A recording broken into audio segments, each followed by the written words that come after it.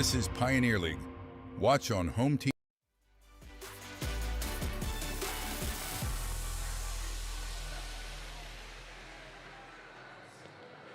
Good evening, ladies and gentlemen, and welcome to Glacier Bank Park in the Flathead Valley for Pioneer League Baseball. My name is Scott Gladstone. So excited to have you along for the ride as today your Glacier Range Riders take on the Boise Hawks in Game 3 of a 6-game series.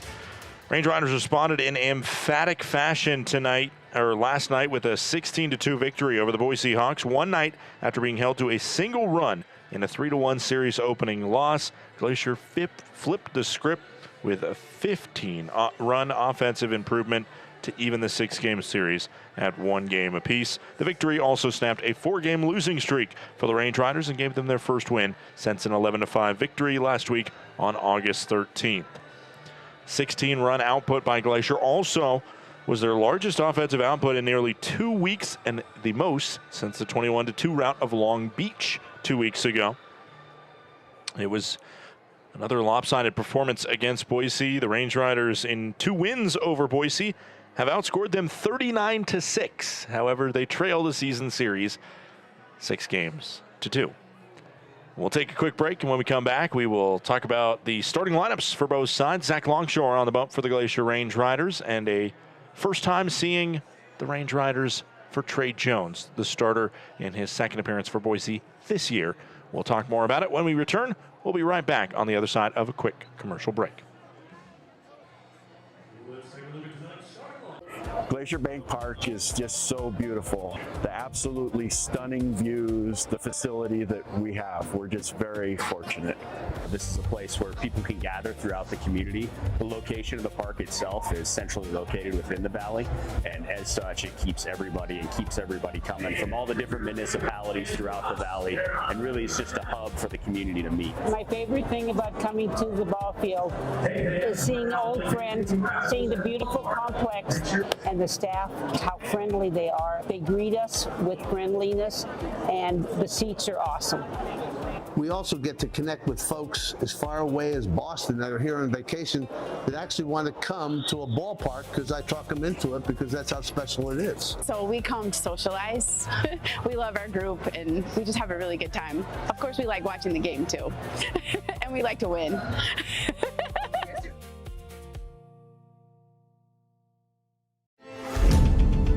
Numbness and tingling in the hand can make you lose your grip. Hi, I'm Dr. Nate Fogel. I'm an orthopedic surgeon and hand specialist here at Logan Health.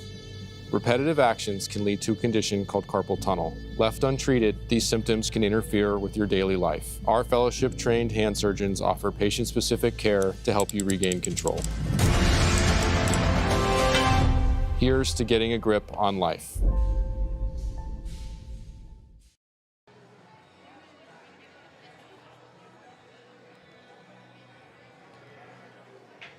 Welcome back, and Scott Gladstone with you as we go over the starting lineups for today's matchup between the Glacier Range Riders and the Boise Hawks. Starting with your Glacier Range Riders, leading off in left field, or no, scratch that, right field, it's Kyle Ashworth.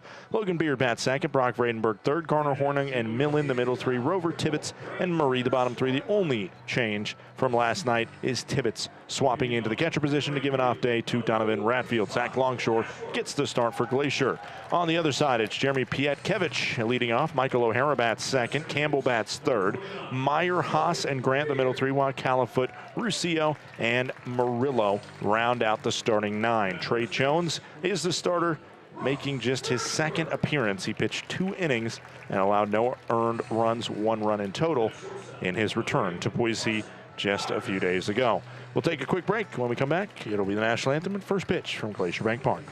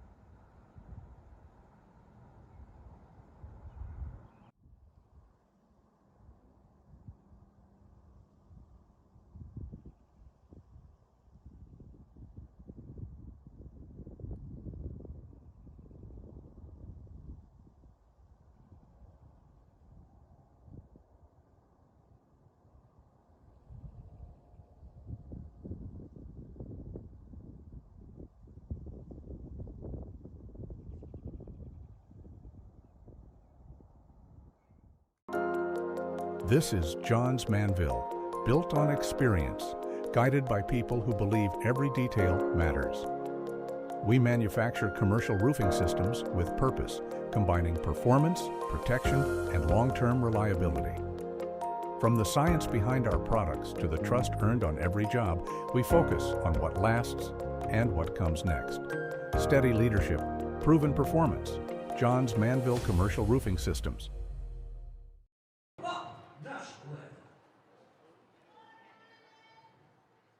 Welcome back in. We now send you down to the field for our national anthem.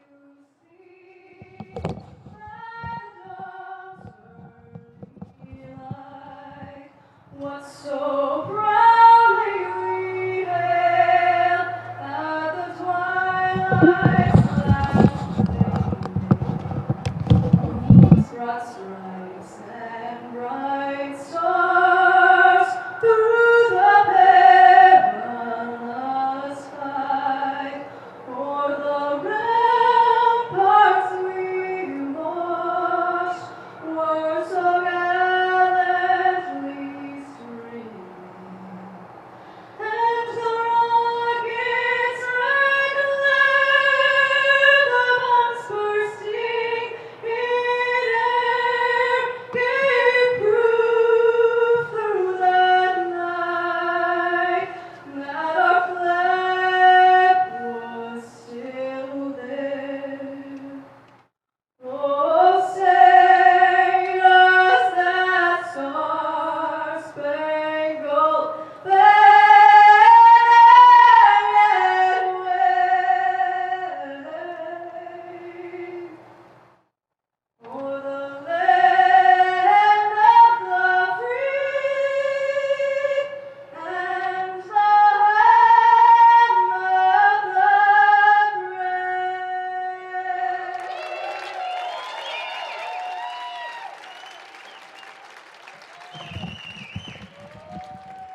brave. A wonderful national anthem sang here in the ballpark. Glacier Range Riders and the Boise Hawks coming right up from the Flathead Valley. Let's go over the defense for the Glacier Range Riders today. Behind home plate, catching the balls and strikes, it's the former Blue Jays farmhand, Brock Tibbetts. Over at third base, it'll be Tommy Rover. The shortstop is Carson Garner. Second base, Logan Beard. First base, Brock Radenberg. An infield you'll become very familiar with over the last couple days. It has not changed since Sunday. The outfield from left to right, it is Jake Millen, Casey Murray, and Kyle Ashworth. Starting pitcher on the bump for the Glacier Range Riders is Zach Longshore.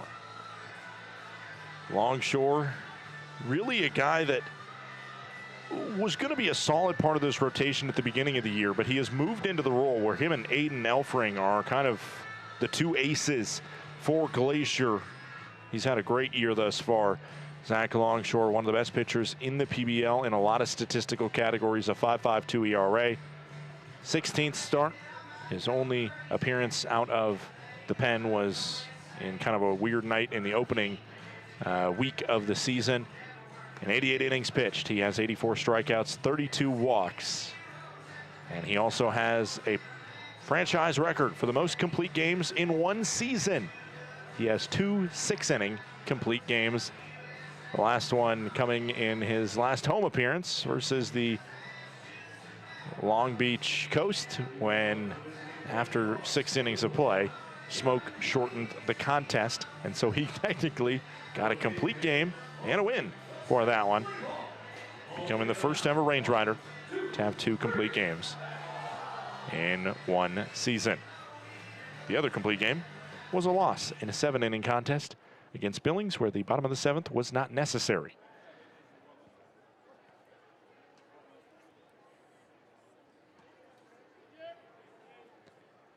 First pitch will come into Jeremy Pietkevich, and he fouls it off. We're underway at 6:35 p.m. on the dot. Game number 81 on the season, 89 degrees and mostly sunny here, peeking through some smoke on the horizon, but mostly sunny above us. Maybe a little haze. Foul ball. Count goes to 0-2.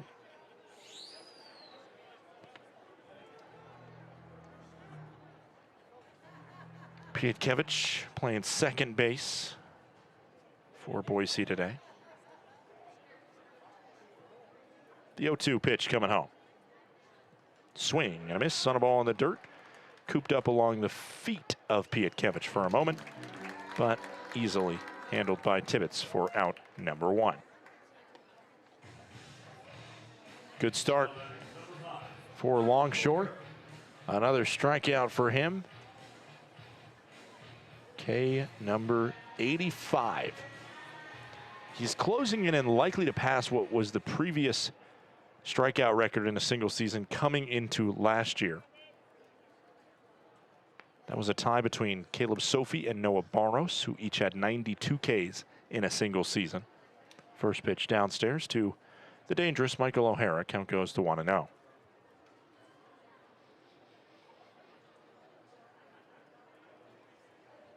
Swing and a miss by O'Hara. Count goes to 1-1.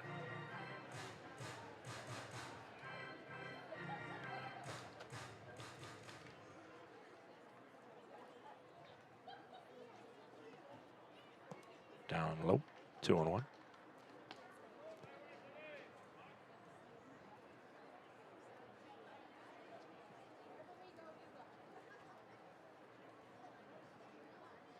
Right now, Longshore with that strikeout, at least for a brief moment, in sole possession of third place in the PBL in strikeouts. This is a nice charge and throw. Little sidearm there, and a glove tap earned by Garner. 2 gone, top of the first. O'Hara's got good wheels, so needed to make a decent play on it for out number 2. Up to the plate steps Scott Campbell.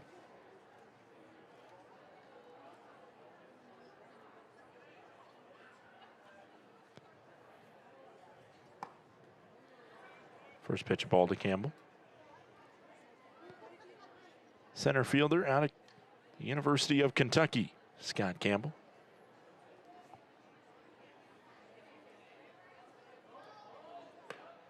In the zone. Home plate umpire, by the way, tonight is Ryan Starks. Over at first base, it's Paul Graham. And third base, it's Dylan Collins.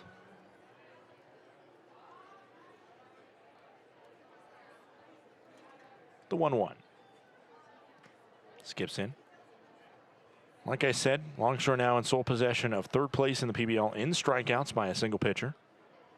And he is number 1 amongst non-Modesto roadsters, as Serrano of Modesto has an insane 107 right now, and Jenkins has 89.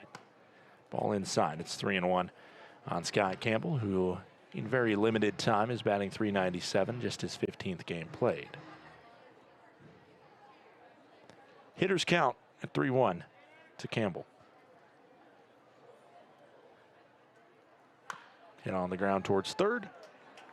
Tommy Rover is there and makes the throw to first for out number 3. 3 up, 3 down, and a K for Zach Longshore on 12 pitches. We head to the bottom of the first. It's 0-0.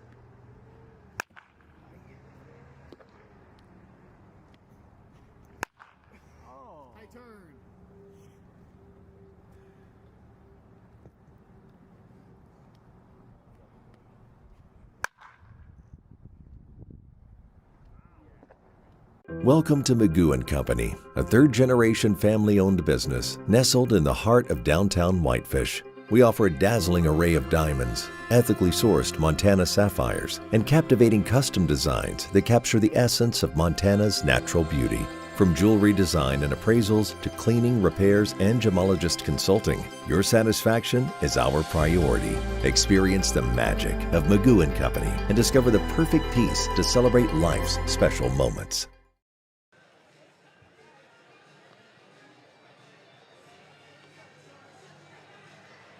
Welcome back. Let's go over the defensive alignment for the Boise Hawks today. Behind Trey Jones, well, first in front of him, let's start with Wyatt Grant, who's the catcher for him today. Matthias Haas over at third base, Murillo at shortstop, Pietkevich at second, Ruscio at first. The outfield from left to right is Meyer, Campbell, and O'Hara. Kyle Ashworth to lead it off versus Trey Jones. Trey Jones coming out making his first start for the Boise Hawks since joining the squad less than a week ago. First pitch in there.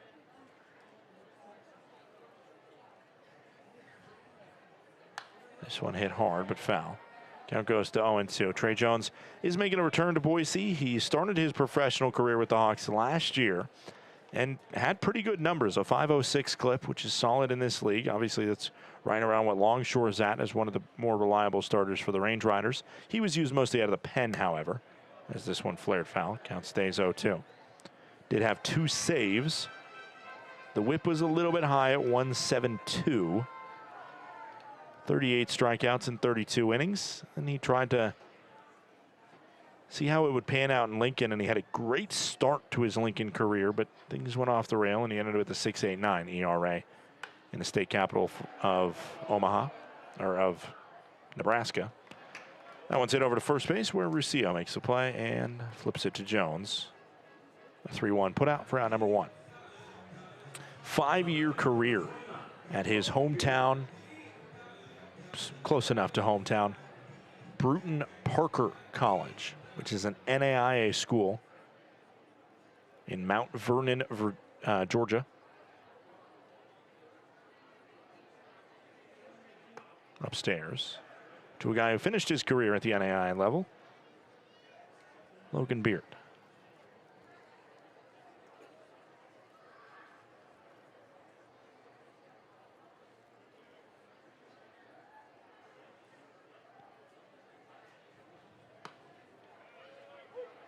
Strike.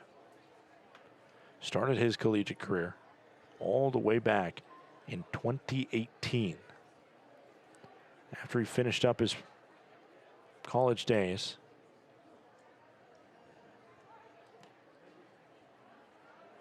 Did not make an appearance in the Pioneer League since last year, but did have a solid stint in the USPBL, United Shores Professional Baseball League.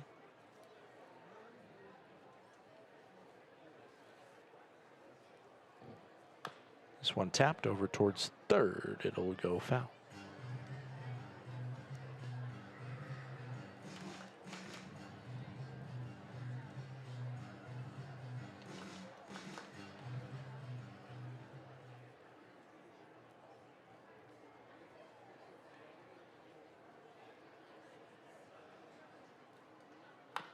This one hit over towards short. Murillo's there.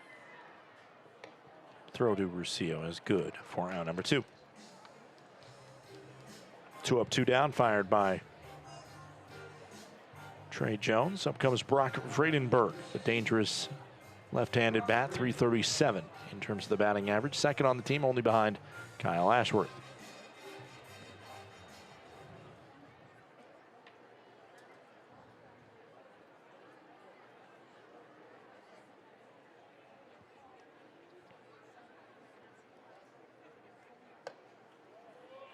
Called strike, 0-1.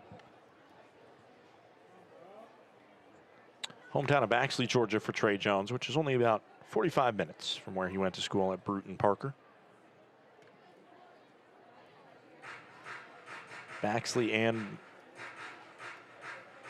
Bruton Parker both located away from kind of the headline spots in Georgia. Obviously, they're not in the Atlanta area, and they're not on the coast,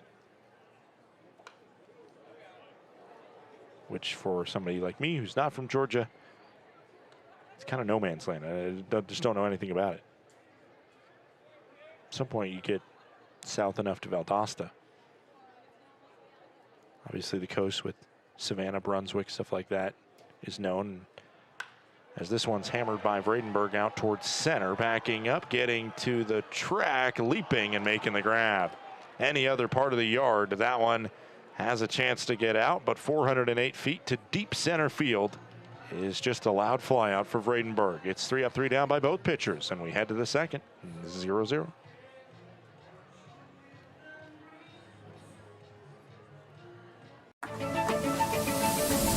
When injuries occur, it can feel like your goals are out of reach. I'm Dr. Karen Purser, an orthopedic surgeon and sports medicine specialist at Logan Health. If you injure a joint, muscle, or bone, our orthopedics and sports medicine specialists are here to help. Our highly specialized surgeons, clinicians, and physical therapists offer innovative treatments and the latest minimally invasive procedures to help you recover and return to activity faster and stronger so that you can reach your goal.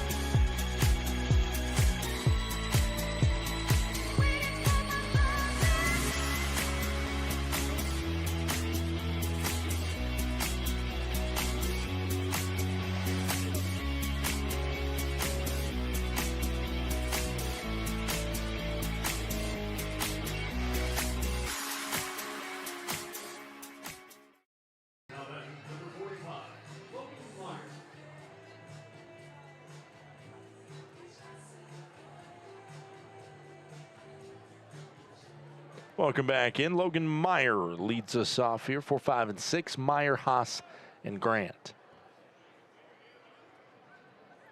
First pitch in from Zach Longshore. Called strike on the outer cut. Goes to 0-1. Meyer batting .373. 74 RBIs.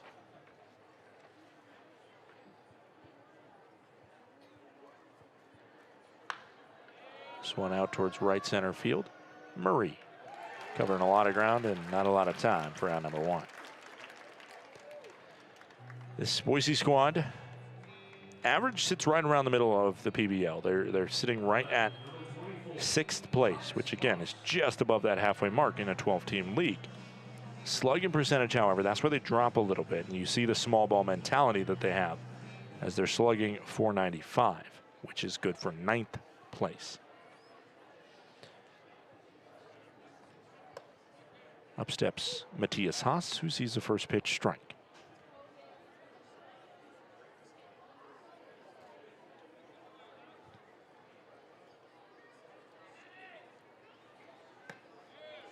Ball.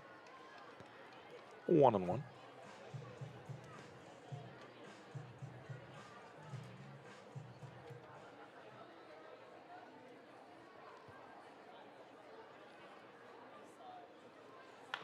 Hit on the ground to third, fielded by Tommy Rover.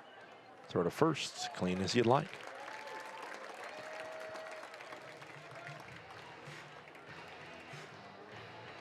And now up to the plate steps the catcher, Wyatt Grant.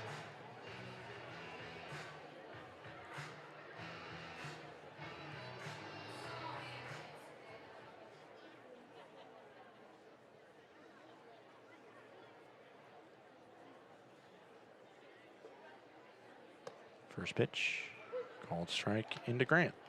Top of the zone.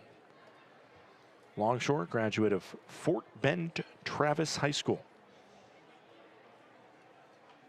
in Richmond, Texas. Fouled off. Counts 0-2.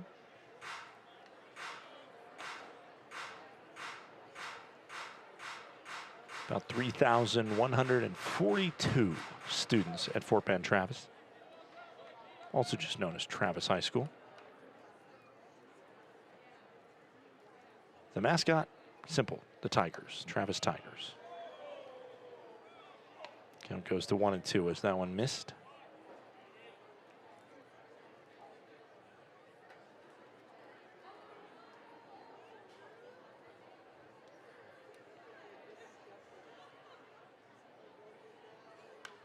Fouled off.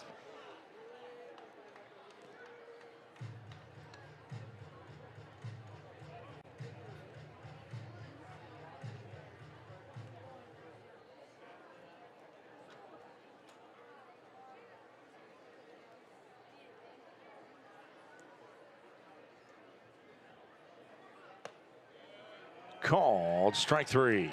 Watched it right down the middle, did Grant, locked him up, and it's 3 up, 3 down once again for Longshore. The card flips back to the pitcher in Jones when we return, as you see him buckle up Grant to send us to the middle of the second.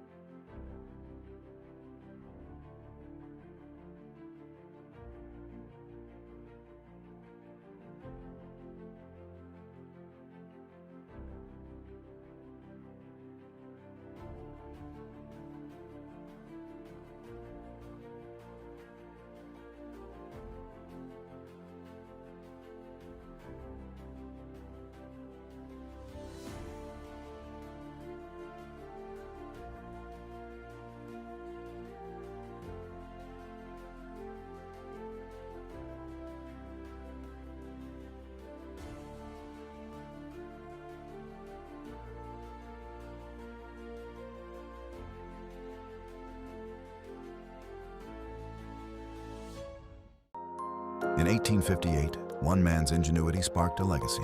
When Henry Ward Johns set out to rethink roofing, he built something that would last. That spirit carried forward in 1901, when Johns joined forces with Charles Manville, creating Johns Manville. For more than 160 years, through challenge and change, innovation and resilience have defined who we are. Today, backed by Berkshire Hathaway, Johns Manville is trusted in the commercial roofing industry, with systems built to perform.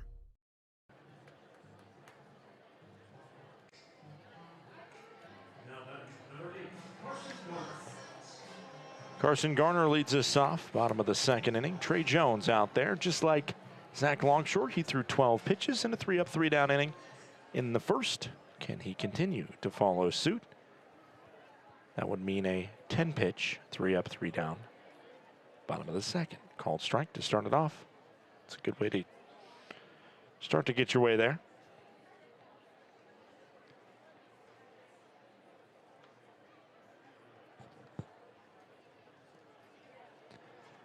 Ball downstairs. 1-1.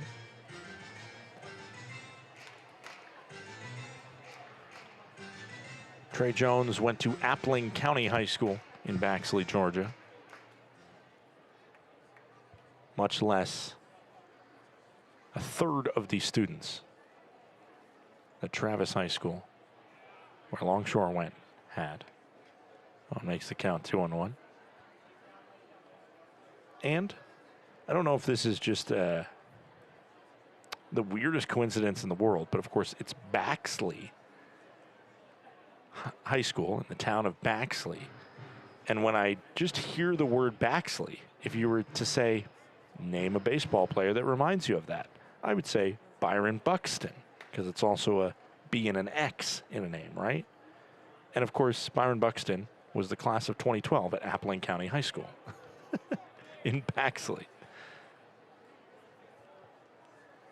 Count is 3-2, full count. So it's Byron Buxton from Baxley. Just your fun fact, if you didn't know where. A very solid MLB player, went to high school.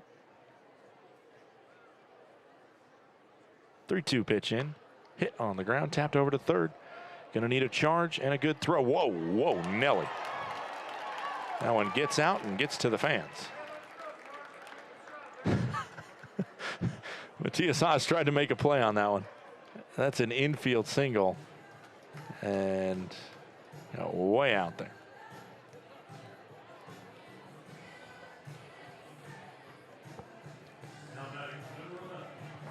Should be an infield single and then an error, I'm assuming. And that is what it looks like it's scored as.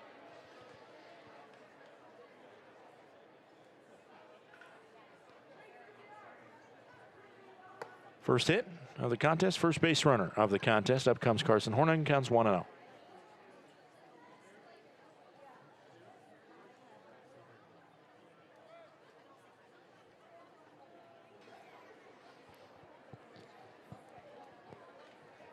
One-0 pitch.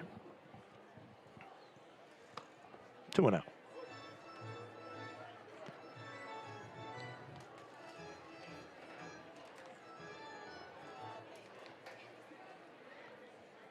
Never mind, that did hit the zone. 1-1. Just to the bottom of the plate. Swung on sky high. Shallow left field. Meyer working in, but the shortstop Murillo's out to grab it. And there's one gone. That's not what you wanted in that situation. Get the leadoff runner to second. You want to score him, at least move him over every time. Jake Millen steps to the plate. Millen had a good night last night. A home run and a triple for him.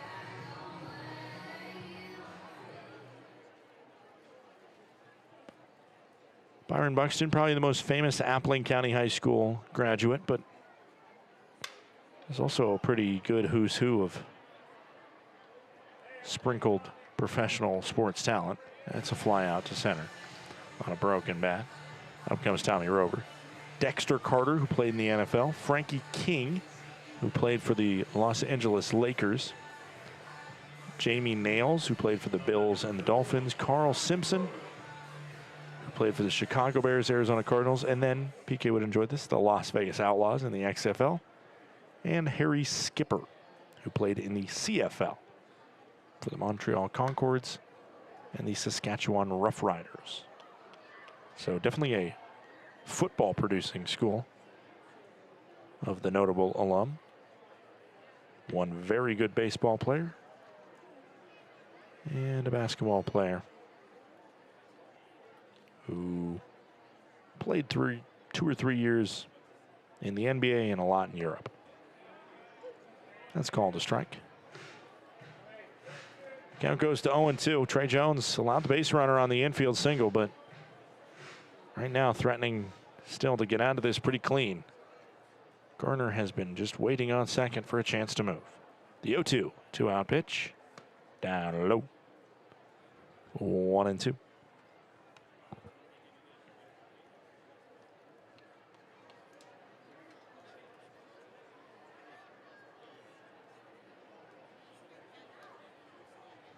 One-two pitch.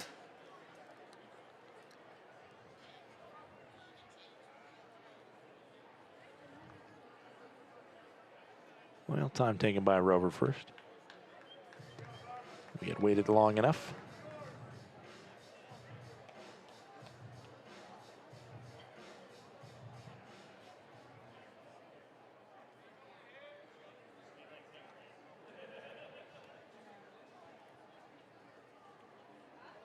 The 1-2. Upstairs.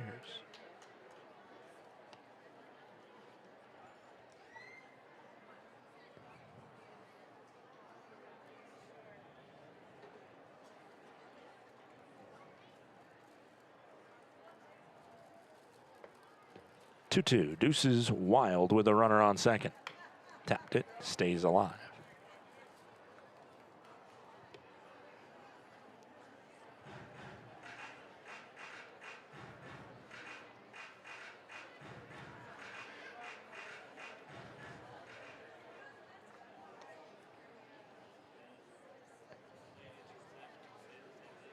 Once more, a 2-2. Swing and a miss. Got him on the breaker. Garner reaches on an infield single, gets to second on an error.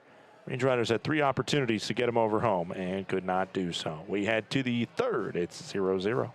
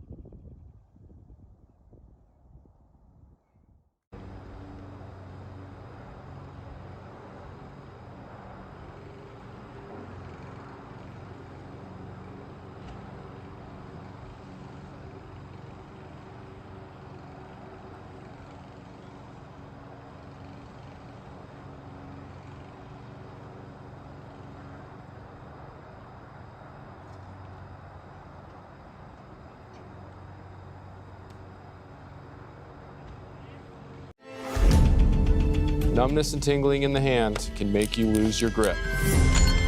Hi, I'm Dr. Nate Fogel. I'm an orthopedic surgeon and hand specialist here at Logan Health. Repetitive actions can lead to a condition called carpal tunnel. Left untreated, these symptoms can interfere with your daily life. Our fellowship-trained hand surgeons offer patient-specific care to help you regain control. Here's to getting a grip on life.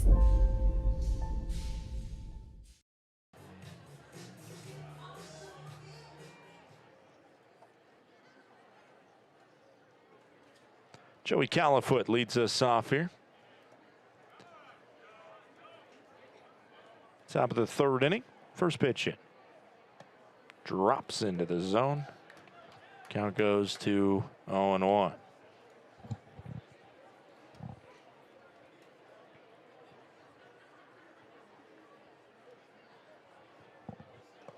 Downstairs. 1 ball, 1 strike.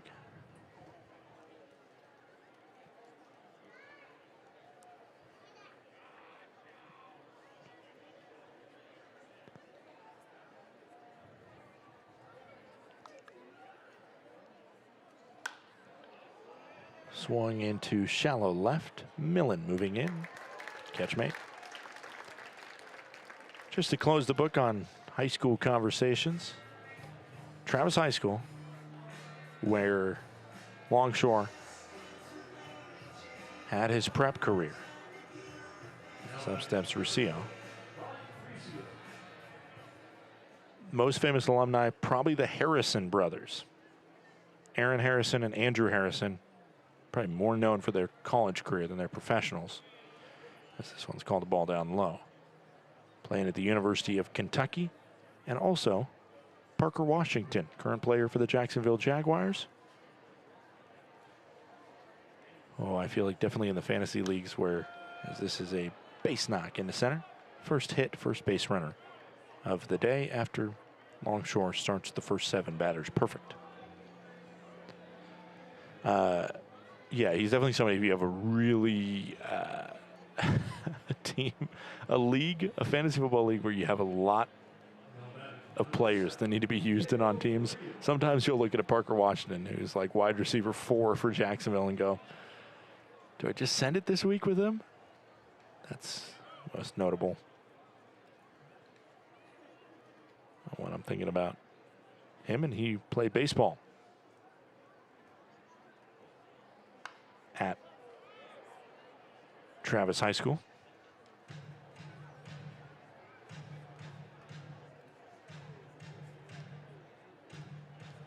Guess I could do some math here and figure out. He was at in 2020. I mean, they probably would have overlapped. Longshore would have been maybe a freshman or a sophomore when Washington was a senior. Maybe.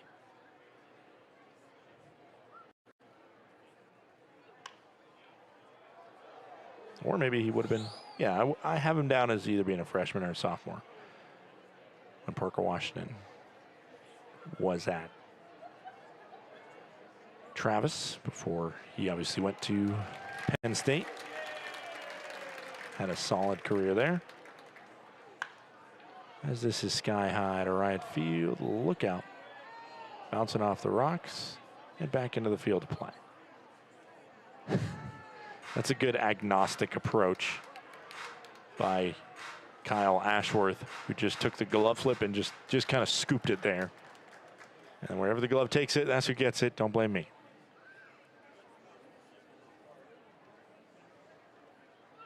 Swing and a miss. Murillo goes down by way of the K, and there's two gone. Flip over the lineup card for the first time. Pietkevich steps up.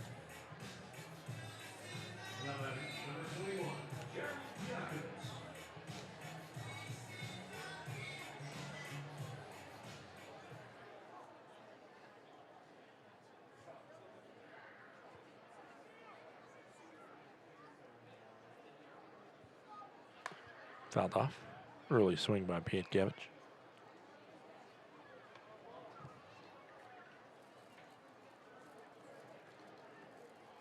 Range Riders and the Boise Hawks all time against each other. Range Riders have 14 wins. Boise has 21. This is the 36th all-time matchup between the two franchises.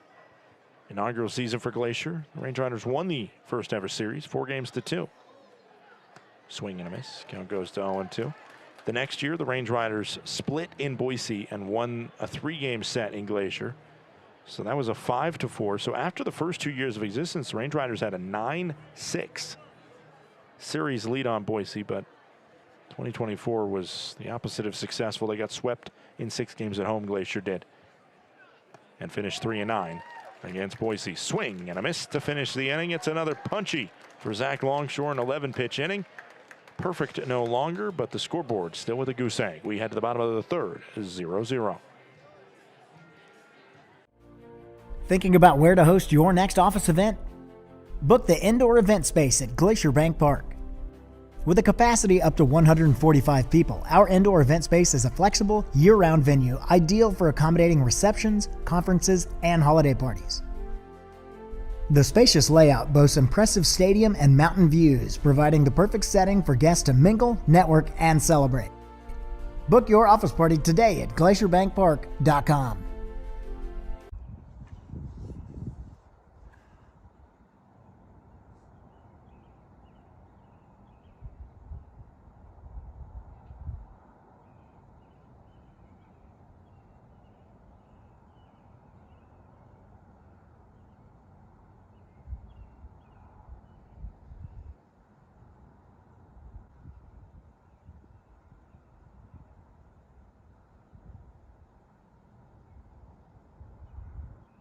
Innovation has always been at the core of Johns Manville. From advanced testing labs to real-world job sites, we rethink what roofing can deliver.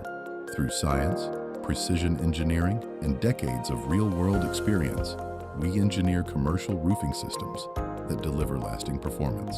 At Johns Manville, innovation means listening, learning, and building solutions that meet today's needs while preparing for what's next. This is progress with purpose.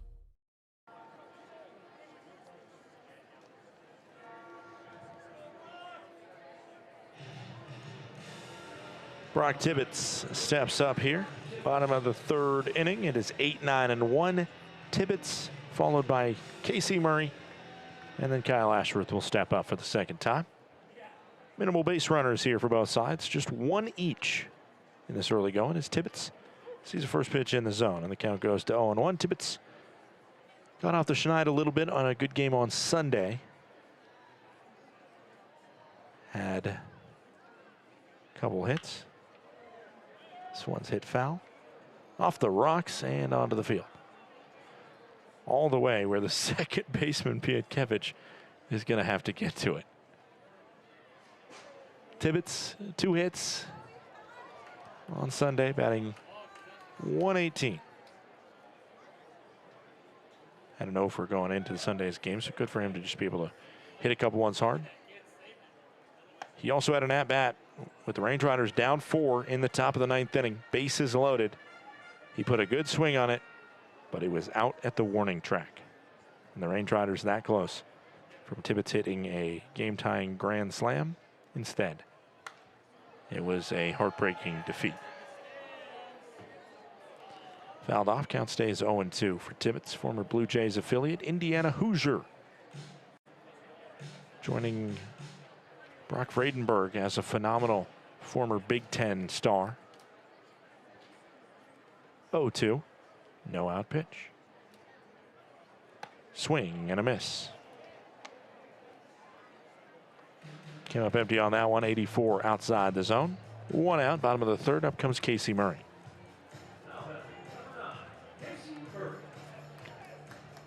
Murray on the season, 207 clip. A double and 1 RBI. Does have 3 runs scored for Glacier. On base percentage sitting at .325. Up and in. 1-0.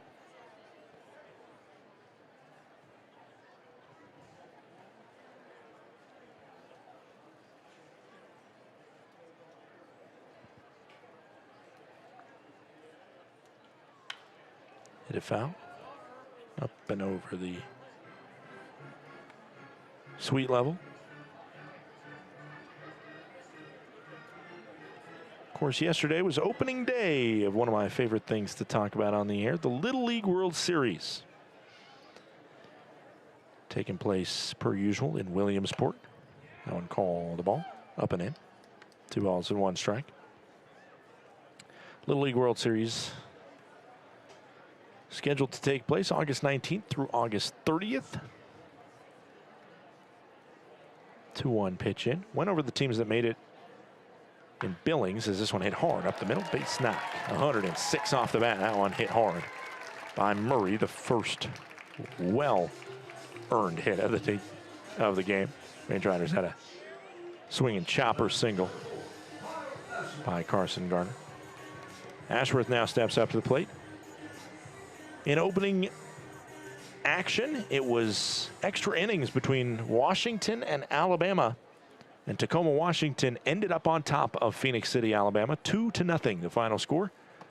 Washington will now take on Bernie, Texas in a game scheduled for tomorrow. And New Jersey outlasted Massachusetts 2-1. 2-0, the count here. Massachusetts and Alabama still alive in the losers bracket.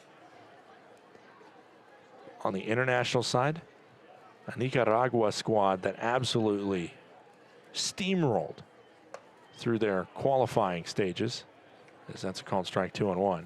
They just outlasted the Dominican Republic. There was a throw out at the plate on a pretty ill-given green light on a runner trying to score from second to tie this game up. This one's chopped over to second. Murray somehow avoids that one. And able to get there to second. That's a tricky one for Murray because he probably realized he wouldn't be able to fully beat it out. But you got to still run to second so you don't get caught as the lead runner. Ends up being a ground out that does move the runner.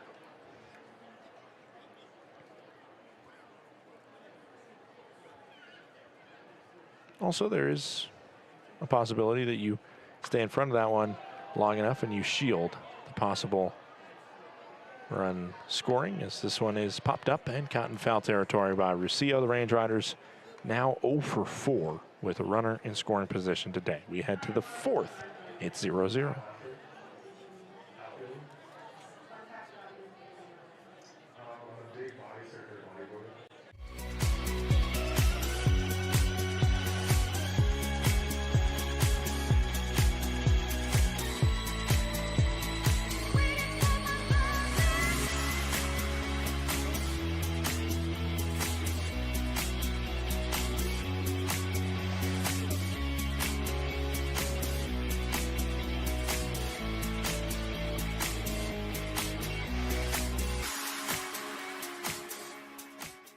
Welcome to Magoo & Company, a third-generation family-owned business nestled in the heart of downtown Whitefish. We offer a dazzling array of diamonds, ethically sourced Montana sapphires, and captivating custom designs that capture the essence of Montana's natural beauty.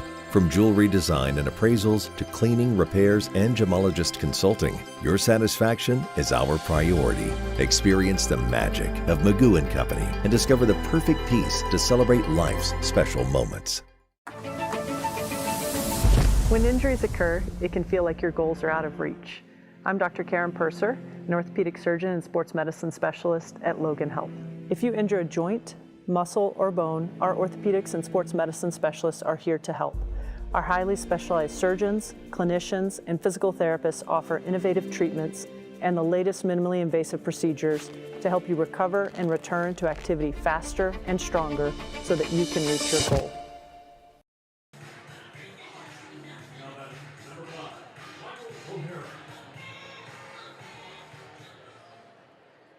Michael O'Hara leads us off. Top of the fourth inning here. O'Hara 0 for 1. He grounded out to short.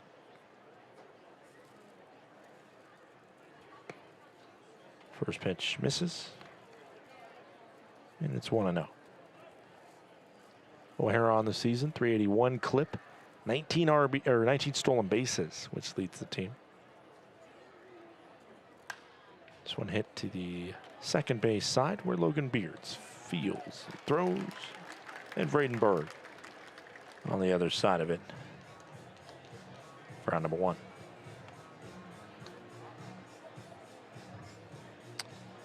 Up steps Scott Campbell. He grounded out to third. The other international scoreline, South Korea beat Canada 7-0. So South Korea goes on to the next round. Canada and the DR in the losers bracket on the international side. That South Korea squad from Seoul. And the squad from Nicaragua. They are from Leon. Count goes to 2-0.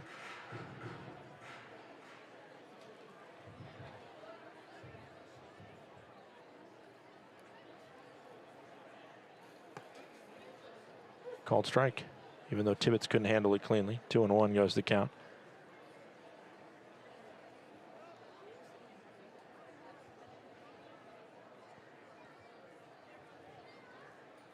As per usual, the California team, as this one's hit towards right field, right at Ashworth. The California team, usually a pretty heavy favorite in the Little League World Series. This year's representative from the West is Bonita, California, Sweetwater Valley Little League.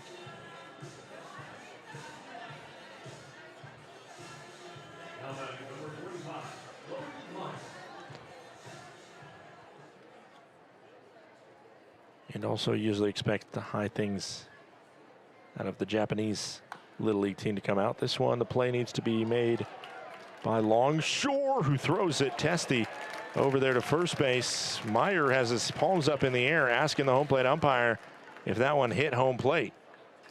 And apparently, it is deemed not to. He wanted a foul ball, and it doesn't look like he's going to get it. We'll take a quick break. Sean Persky might have some extra conversations. We head to the bottom of the fourth. It's another 3-up, 3-down inning from Longshore. Need a space that offers both a place to dine and an area to mingle in style? Book the Hideaway and Corner Suite at Glacier Bank Park. You and up to 50 guests will enjoy full catering services in the Hideaway, and incredible mountain views and comfortable furnishings in the luxury Corner Suite. This versatile combination offers a space to dine and a place to relax, creating the perfect arrangement for guests looking to mingle, network, and celebrate. Book your office party today at glacierbankpark.com.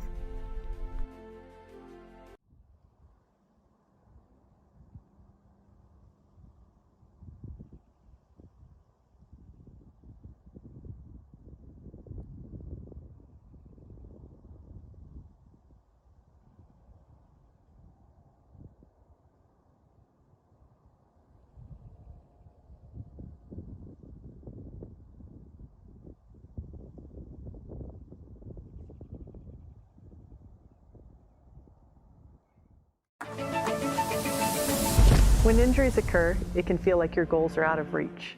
I'm Dr. Karen Purser, an orthopedic surgeon and sports medicine specialist at Logan Health.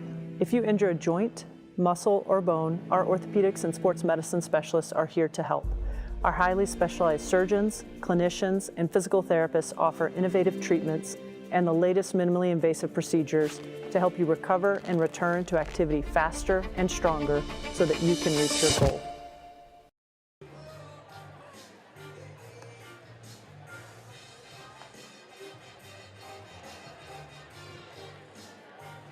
The sweet sounds of a Brock Vredenberg walk-up song bring us to the bottom of the fourth inning. It's 3, 4, and 5 for the Glacier Range Riders, Vredenberg, Garner, and Hornung. Brock and Carson Square due up in this half inning. Vredenberg, the Pasadena, California native, steps into the left-handed batter's box to see Trey Jones for the second time. Skips down low, a 408-foot fly out the last time up for Brock.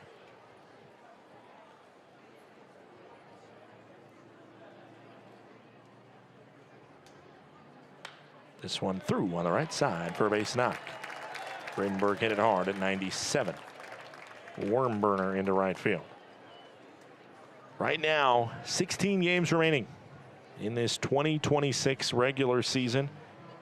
Glacier enters Thursday at 39-41 overall, 10-22 in the second half. Long Beach and Billings, if you haven't already heard, they've clinched the playoff spot. They finished first and second in the first half. Modesto currently leads the second half with a 28-4 record, followed by Missoula at 22-10. Boise just one game back of Missoula. And with that kind of being the setting for a Range Rider squad that's 10-22 in the second half, even though it's still mathematically alive to finish top 2 in the second half standings. As this one grabbed by Murillo, the flip for one, the throw not in time. That one was kind of wacky, the route from Garner. Hit it hard at 106. Murillo made a great play on it. It's a tough luck fielder's choice. For out number 1, Garner now on first. So the Range Riders' most realistic route to make the playoffs is if Long Beach or Billings finishes second in the top 2, first or second, probably second, in the second half standings, and that playoff berth rolls over to the best overall record among teams that have not qualified. 1-0 pitch coming into Hornung.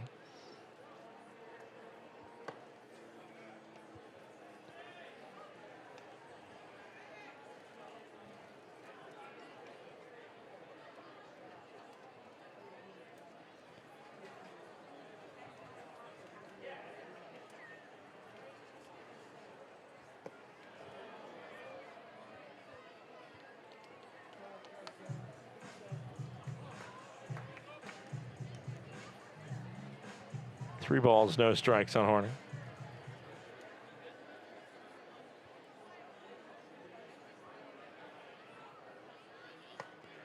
And that one delivered on the outer cut.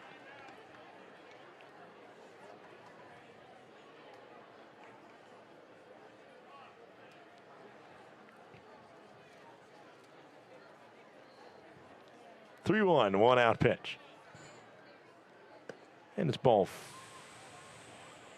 4. Oh, it was 2-2. Home plate umpire's not making it very obvious, I guess. Or I'm not.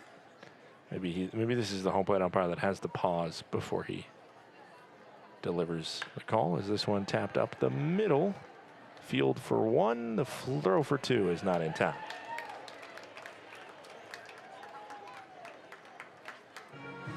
Another fielder's choice.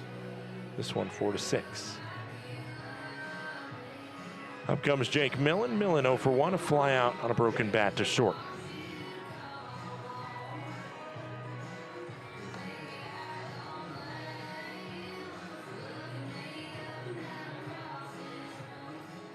Two outs, runner on first. Bottom of the fourth inning.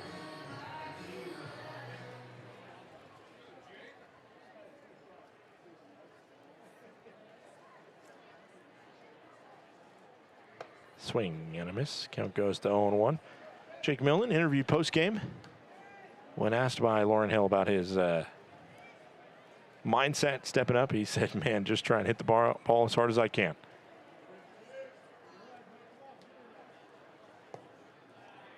He's done that a fair amount this season. 14 home runs. He also has 3 triples, 2 of them in the past week, and 12 doubles on the season for Millen. Slugging over 500 at .506. This one headed out towards right field. O'Hara backing up, gets to the track, and for the second time today, the Range Riders come a warning track short of a long ball or at least something off the fence. Leadoff single, but that's all she wrote in the 4th. It's still 0-0.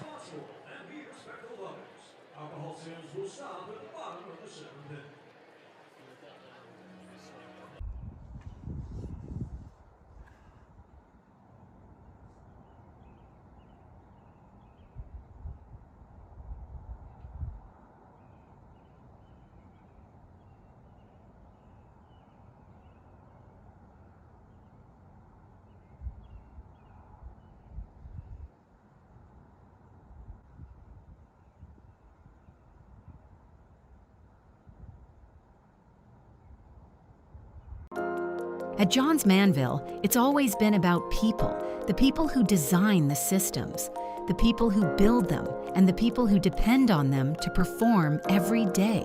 That's why we approach commercial roofing with care, collaboration, and respect for what's at stake. Because every roof protects more than a building. It protects people, livelihoods, and peace of mind. That's the responsibility we stand behind. Johns Manville Commercial Roofing Systems.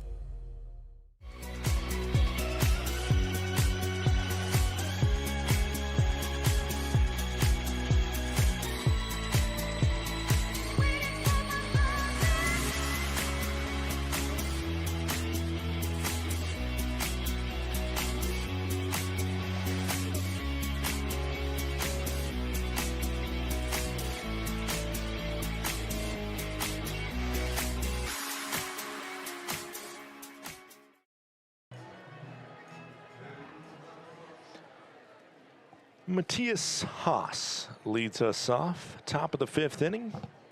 Goose eggs dueling on the scoreboard. As Haas sees the first pitch down low.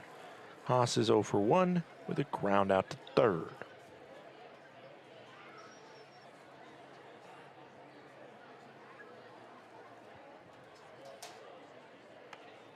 In the zone. Bottom of the plate. Haas, Bay Area kid originally, has Oakland, California listed as his hometown. And I'll tell you what, this guy has traversed the country, popped up as this ball's traversing the skies. And it's out number 1.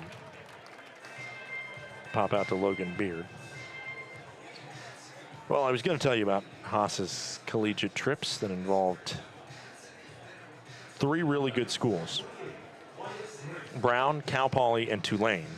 But I'm restricted from doing so, as it's not as on task with him no longer up at the plate. Wyatt Grant delivers this one hard to 3rd, fielded by Tommy Rover. The throw scooped up by Bradenberg.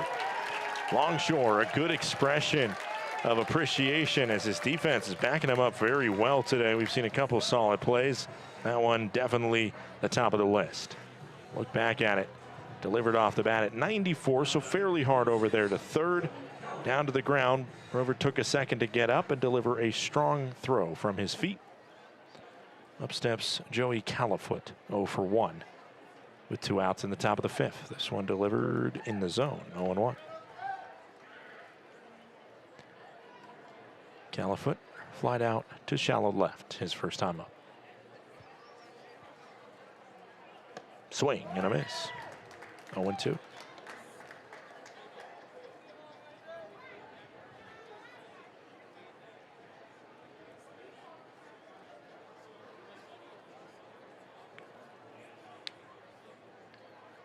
Oh-2.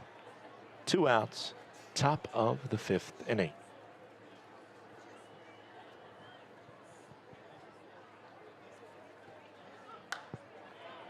Foul down the left field line.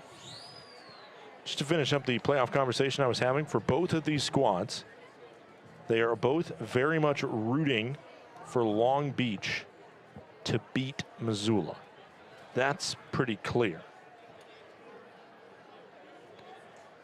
The Range Riders are also rooting against Ogden more than anybody else. But the thing is really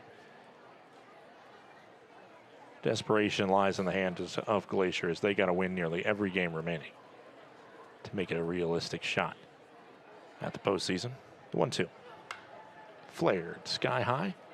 Shallow center field. Murray working in as his trajectory curves towards left center, and the catch is made for out number 3. Halfway home, nobody's scored. It's 0-0.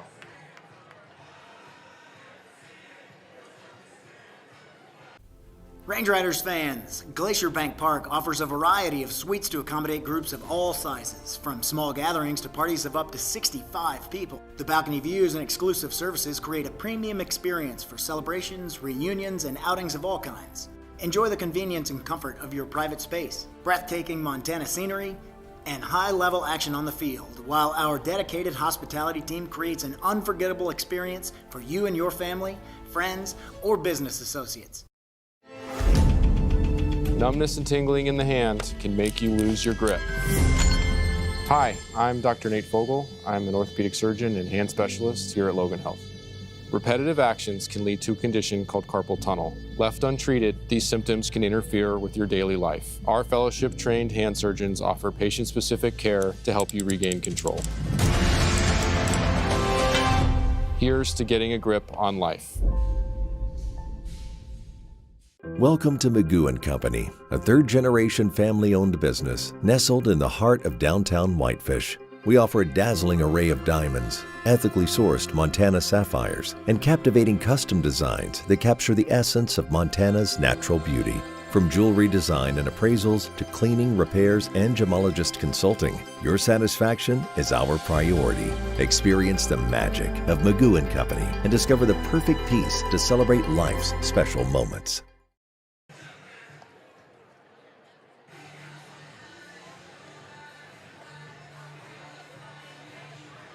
Tommy Rover to the plate. Anybody looking to break the deadlock. Trey Jones on 53 total pitches thrown. He's allowed a little bit more trouble, but not much. He has one less inning pitched than Zach Longshore, who is on a staggering 49 pitches thrown through 5 full. First pitch misses inside. That's a correct call by our home plate umpire, although barely.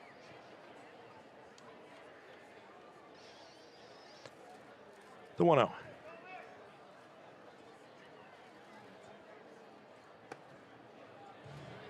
That one really missed. 2 balls and no strikes. Thing is, both these pitchers, they're getting ahead. They're hitting the strike zone. Between the two of them, 0 walks. That is a number you love to see if you like good pitching. That one floated in there. Called a strike. He is really slowing it up on the gun. That one's 68 miles per hour lofted in there.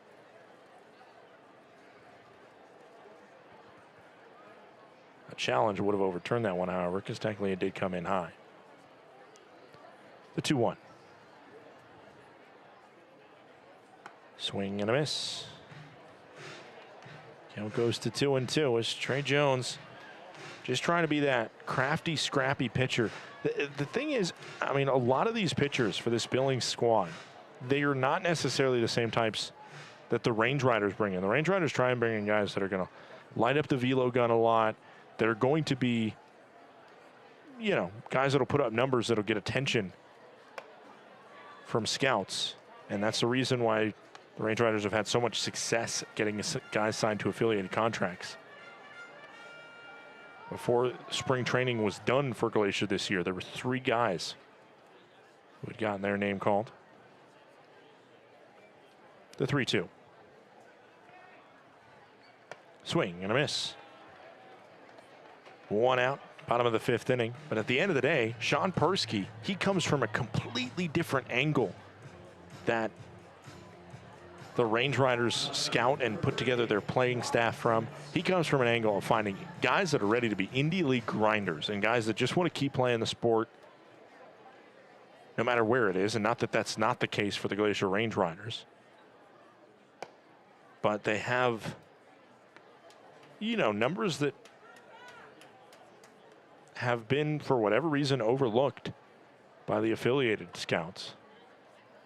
But come out here, and a lot of them have been really successful wherever they've gone and turned it into, you know, a good season in the United Shores Professional Baseball League, like Trey Jones. Good season in the Pecos. Previous good seasons in the Pioneer League. Swing and a miss. Count goes to 1-2. And so it's just so interesting seeing that matchup versus a guy like Brock Tibbetts, who got his opportunity with the Blue Jays out of a phenomenal D1 career at Indiana. Now looking to jumpstart his career back in Flathead, which certainly multiple names have done, have come from affiliated ball, played for the Range Riders and gotten a call back up to play with the MLB organization's farm team. Tap on that one, keeps it at 1-2. Just enough to stay alive for Brock Tibbetts. He punched out on his first trip up to the plate versus Trey Jones.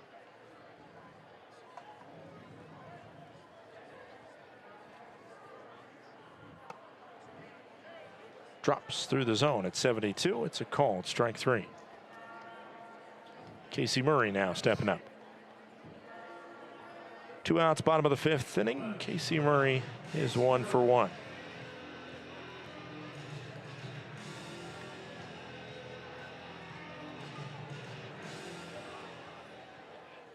The pitcher's going back and forth, and the question is, who blinks first?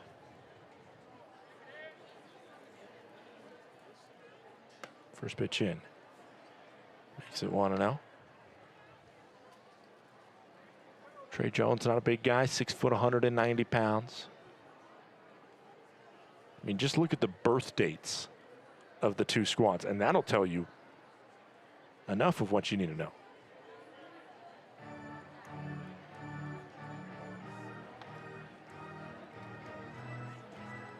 There's 5 guys on this Boise roster that were born in the 20th century, pre-2000. For the Range Riders, there are 0. That is a huge example of it, where the Range Riders are looking to say, okay, who have been slept on out of college for the most part? Guys like Casey Murray, who put together good collegiate careers. Guys like Alex Fernandez, who put together a great collegiate career. Came here for a month, got signed to affiliated ball to play with the Athletics. The 3-0 pitch is ball 4. And walking to first is Murray.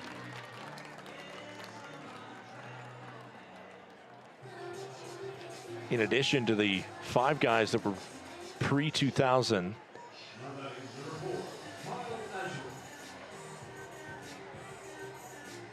there's also 8 guys that were born in the year 2000 on this Boise roster. While the Range Riders have 1, 2, 3.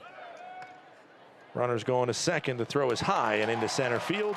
Murray has a stolen base. That's a huge steal because it opens the door now for a base knock by the Range Riders' highest batting average, Kyle Ashworth, to be able to score a potential first run of this contest. For Casey Murray, that is his second steal since joining Glacier a week and a half ago. 0-1, 2-out pitch. 0 for 2 today is Ashworth. He's certainly due. Outside. This is an interesting at-bat because this is the first Range Rider that has seen Trey Jones for a 3rd time. Can he come up on the winning side this time? Here are the shoe tops. 2-1.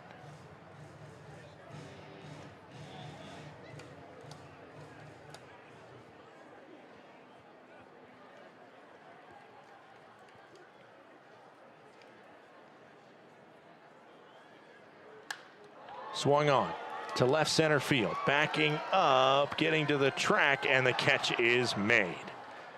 The Range Riders, another warning track ball fielded cleanly by the Boise defense. Range Riders agonizingly short of opening the scoring. It's still 0-0. We head to the 6th.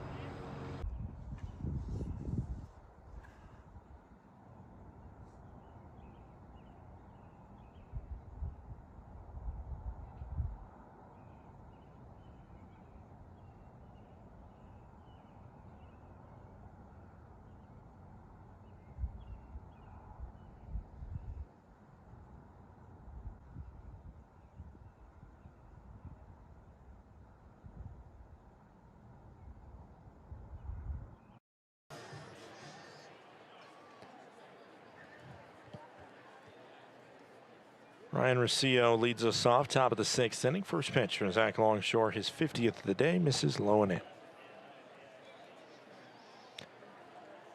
There's been one hit today. It's off the bat of this man.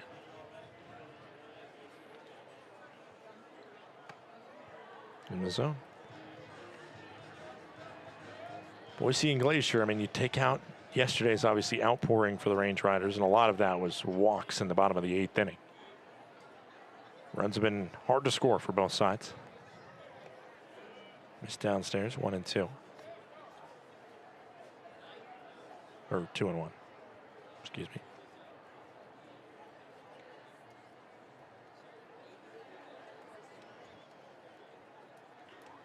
Popped it up. Will this one stay in play? No. Dog pile forward on the hill.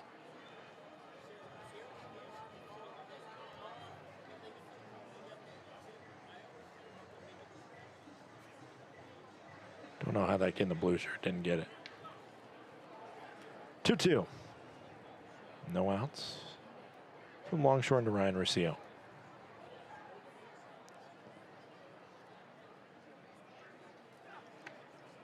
Almost hit him. 3-2.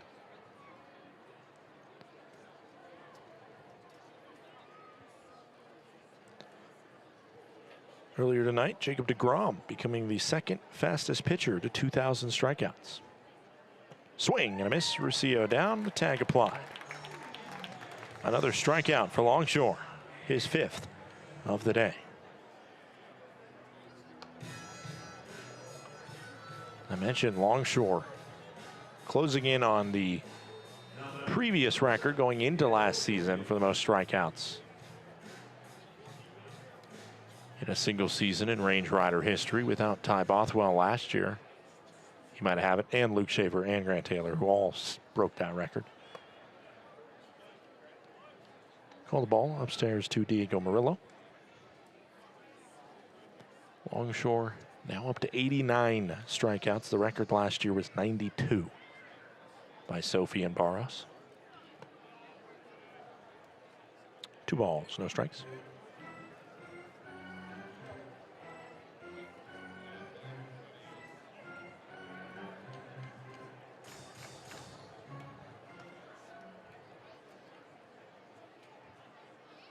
Two-0 pitch coming home. 3-0. First time today, I think, that Longshore's fallen behind. 3-0.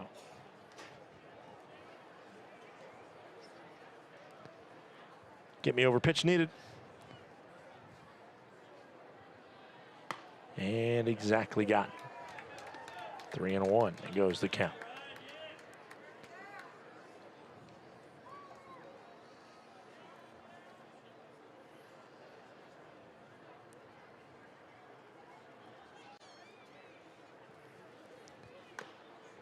Murillo was charged up, swinging early on that one.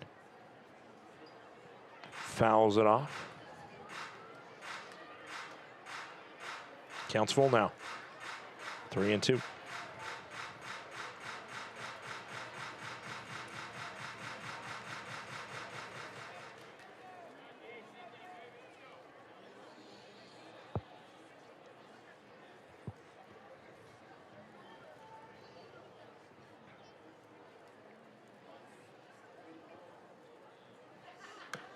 Tapped it. That one Murillo probably should have swung on. Good job to make some contact with it. It's a quality at-bat for Diego Murillo, where really they have not got a lot of quality ABs. The Range Riders have 8 today. Boise has 7, so neither side necessarily.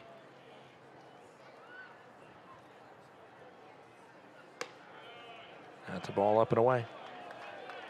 And the first walk of the game issued by Longshore. 1 out brings up the top of the order. Jeremy Pietkevich steps in.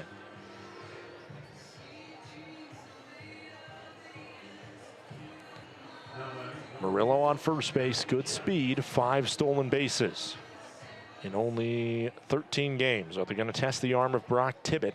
This is an aggressive Boise squad. They've been caught more than anybody stealing this year. In the zone to Pietkevich. 0-1.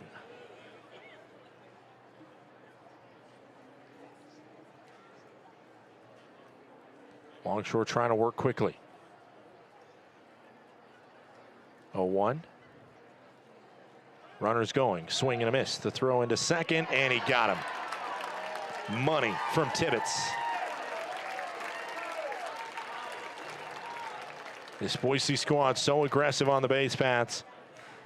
Now the count goes to 0-2. That's a lot of guts from Tibbetts, because watch this replay. The swing and the miss, and he's running through that backswing. You know, he's risking himself getting clipped by that thing. And then the throw into second base, as clean as you like, beat him by a lot. Into the bag. Great throw by Brock Tibbetts. Outside, 1 ball and 2 strikes. Longshore, this has been his most pitches thrown in a single inning at 16. The ones coming in had been 12, 10, 11, 7, and 9. Oh. 1-2, 2-out pitch into Pietkevich. Popped it up. Souvenir ball again to that side. Oh, that was in and out of the breadbasket of a kid in kind of a pinkish red shirt, and I think he ended up getting to it. Good response from the kid. Muffed the catch out of the air. But hey, that one was 500 dead or alive. Scrambled on the turf to go and get it. 1-2, 2-out pitch. Cricket toss in there that skipped off Pietkevich. Bad way to lose that batter, but happy that there was just a throw out on the base paths, I'm sure. Up steps Michael O'Hara. Lost the count there, man. He was up 1-2.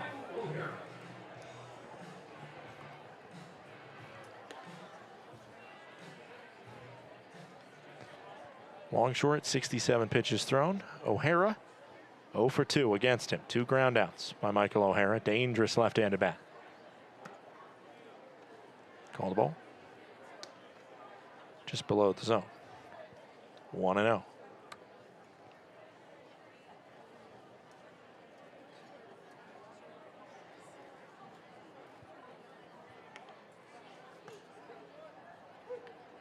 Called strike. Count goes to 1-1.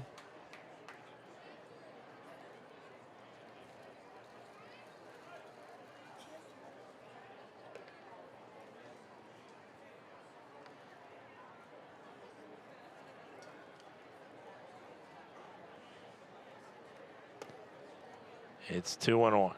Longshore just not keyed in on the zone, obviously, this inning as much as he has been.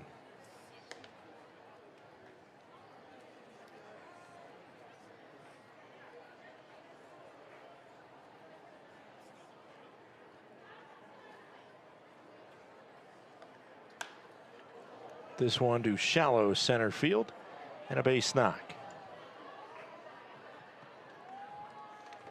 Only second hit allowed by Longshore. Runners on the corners now as up steps Scott Campbell.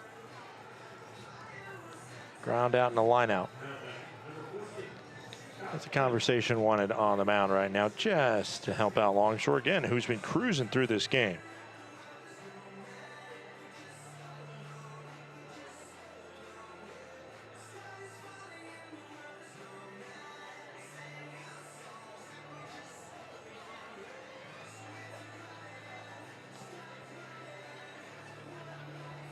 Garner and Rover not a part of this conversation. Then Beard decided he didn't want to be, or he left. And now it's just pitcher, catcher, and pitch and coach Heath Bell.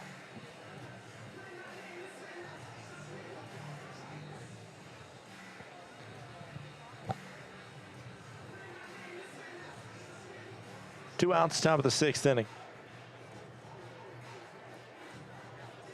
Biggest at-bat of the contest here. The Range Riders have not thrown any pitches against Boise with runners in scoring position. The Range Riders, meanwhile, have spent a good amount of their offensive at-bats with runners in scoring position. Both squads hitting the exact same. 0-0. Fouled up and away, out of play. Count goes to 0-1. Scott Campbell has a ground out over to third and a line out to right field that he hit hard, but right at Kyle Ashworth. This one hit hard right at Logan Beard. 105 miles per hour into the Range Riders second baseman's glove.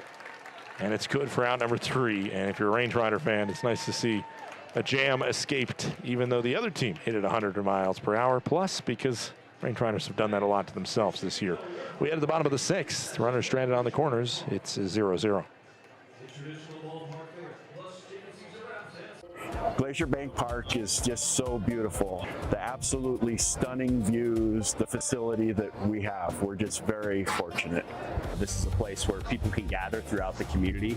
The location of the park itself is centrally located within the valley, and as such, it keeps everybody coming from all the different municipalities throughout the valley, and really it's just a hub for the community to meet. My favorite thing about coming to the ball field is seeing old friends, seeing the beautiful complex, and the staff, how friendly they are. They greet us with friendliness, and the seats are awesome. We also get to connect with folks as far away as Boston that are here on vacation that actually want to come to a ballpark because I talk them into it, because that's how special it is. So we come to socialize. We love our group and we just have a really good time. Of course, we like watching the game too. And we like to win.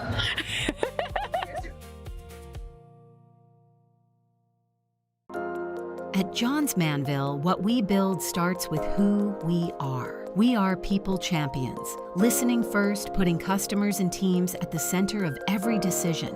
We're driven by passion, always going the extra mile, always pushing ideas further. We perform, setting higher standards, delivering stronger results, and creating lasting value. And we protect our people, our customers, and the world around us, today and for generations to come.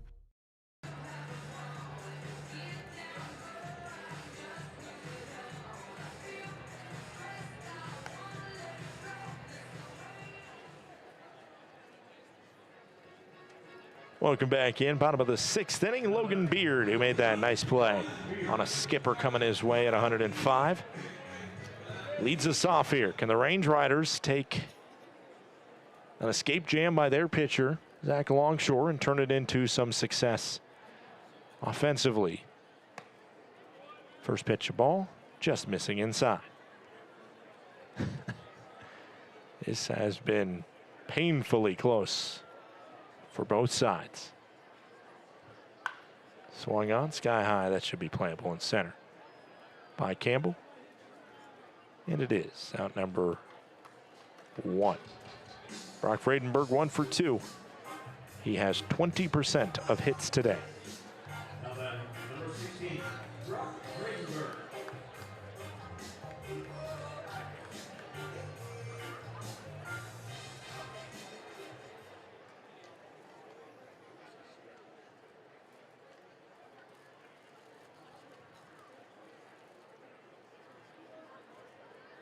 First pitch, a ball.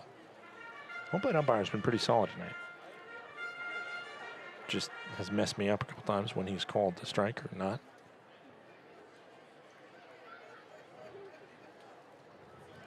One-0 pitch into Brock. Time taken by Vredenberg. With 2 outs on the board, Boise is 1 for 7. The Range Riders are 0 for 5. With runners on base, Boise is 1 for 4. The Range Riders are 0 for 9 with runners on base.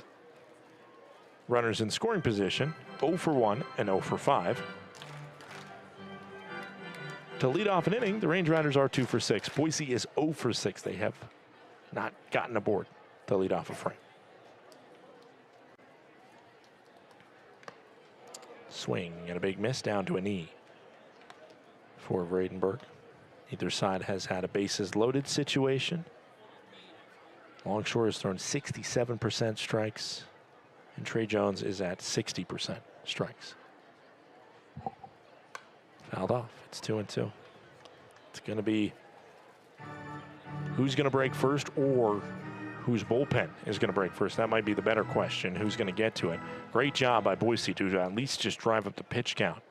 On Longshore, he's still at 73, and with nobody warming up in the Range Rider pen, I would assume he's slated to come back for the 7th. Sky high, it'll land on my roof in 3, 2, 1. That was pretty close. I don't know if you heard the thump, but it was pretty close. Count stays 2-2. Next pitch will be Trey Jones's 80th.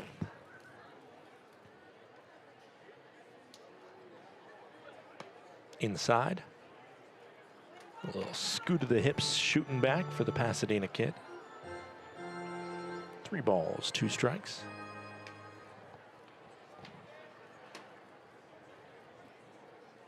Payoff pitch coming into Brock Vredenberg.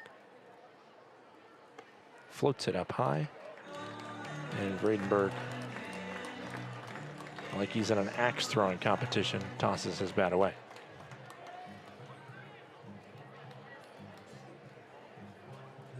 Vredenberg on first. And Carson Garner stepping up to the plate. Garner, he also has 20% of hits today between both sides. 1 of 3 Glacier hits. It's him, Vredenberg, and Murray with the 3 Glacier hits.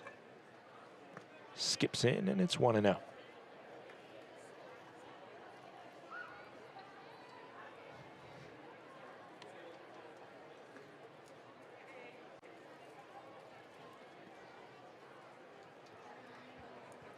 One out, bottom of the 6th inning.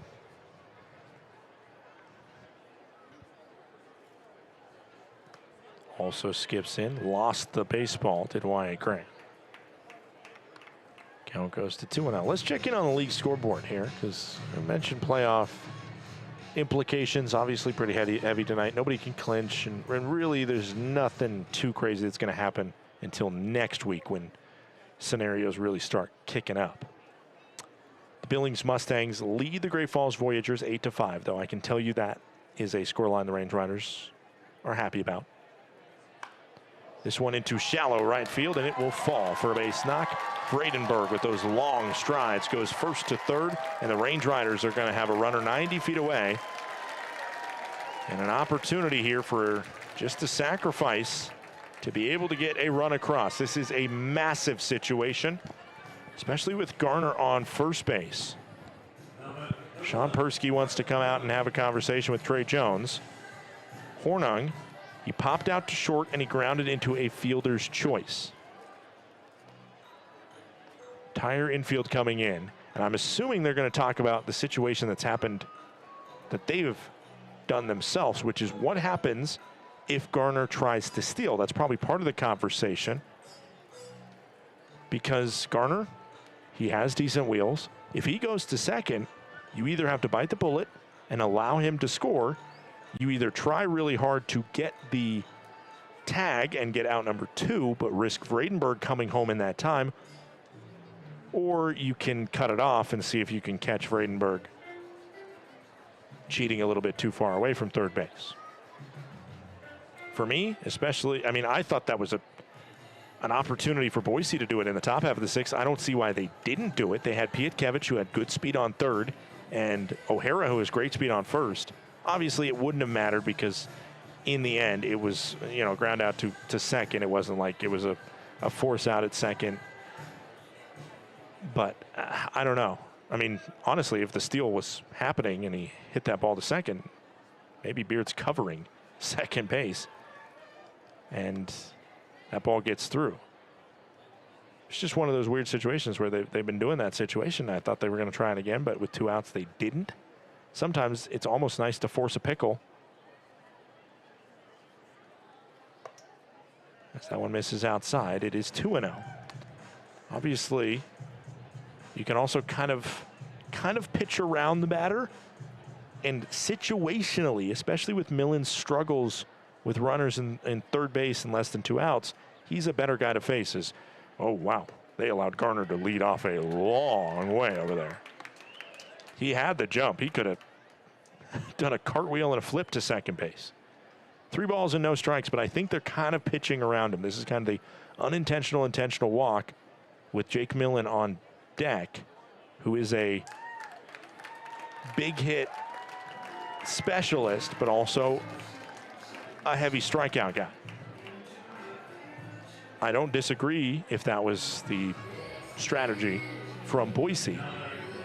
You open yourself up, obviously, to high risk, but if you can be able to get Millen struck out, then it's obviously a dream scenario. He has a deep fly out to right field that would easily have scored the runner.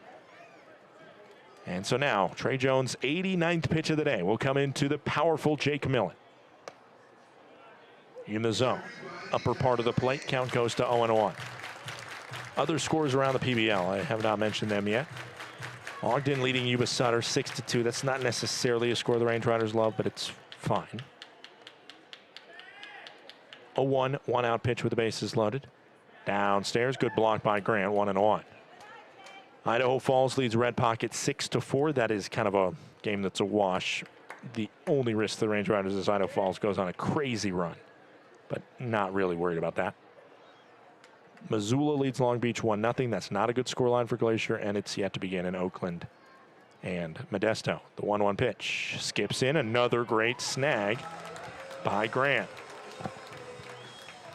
The tension of 5.5 innings of 0-0 baseball coming to a head here in the 6th. In the top half of the frame, it was runners on the corners, 2 outs for Boise, and now with 1 out, it's the bases loaded for Glacier. The 2-1 pitch into Millen. Swung on, sky-high fly to center field. Campbell chasing back. He gets to the track, and that baby is gone. Goodbye, baseball. Home run number 15 for Jake Millen. And grab that rye bread, because it's grand salami time at Glacier Bank Park. A grand slam by Jake Millen. And how good does that feel to shatter open the goose egg? It's 4-0 Glacier. 425 feet, 104 miles per hour off the bat of Jake Millen. Man, what a couple days he's had. A triple and a home run last night, and now that. From a guy who, if you talk with just about anybody, he's up there for the yearbook accolade of nicest guy on the team. Always greet you with a smile and a hi. And I'll tell you what, as this one's hit to second, fielded by Pietkevich, throw to first, out number 2. If there's anybody who was more frustrated with some of those situations that he's come up short when he's had guys on, it had to have been Millen, wanting to provide for this team, a guy that was not given a chance anywhere professionally out of a solid collegiate career at Florida Atlantic University. Went to the midseason tryout camp. The Range Riders gave him that opportunity. He showed up, splashed onto the scene with a couple home runs in Idaho Falls in his first game. Had a little bit of regression, then finished up the rookie campaign solidly. And this year, It's been up and down for him. The strikeout numbers have been high, but that's home run number 15 on the year for him. And Brock Tibbetts hammers this one to left field, and it gets by. Meyer, an awkward dive, and it gets to the fence. 99 off the bat at Tibbetts. He has a double into left field. That one just kind of froze up Meyer. As Murray now stepping to the plate. Persky walks to the bump and will remove Trey Jones from this contest, who for 5 1/3 innings was absolutely marvelous. But in the end, his final line is going to fall victim to the grand slam by Jake Millen. A Boise squad that plays small ball, a Range Riders squad that at times have used the big ball, the grand slam, to help them to some crucial victories. And that one is absolutely massive. Range Riders already have way more grand slams this year than they ended up with last year. I only remember like 2 or 3 last year. And we are now beyond what I can even count in terms of grand slams.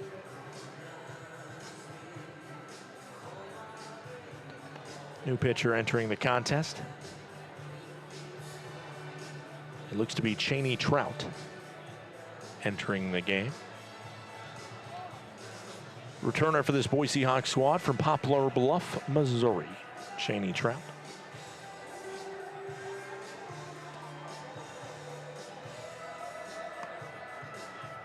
As the Range Riders, who fell victim to maybe what they're trying to do to the Boise Hawks this week, lose the opener, win the next 5. That would be the dream scenario, of course, for Glacier. As Murray steps up with an opportunity to add an extra run after the grand slam, which would feel really, really big. Zach Longshore slated to come in the top of the 7th inning. His pitch count still looks friendly to possibly go 1 or 2 more. He's only at 73. 2 outs, bottom of the 6th, and the looping sidearm misses inside. Murray, the only guy on this Range Rider squad to have reached every time he's been up today. He is 2 for 2 reaching, 1 for 1 in terms of his stats due to the walk that brought him across. Catches the outside of the zone. It's 1-1.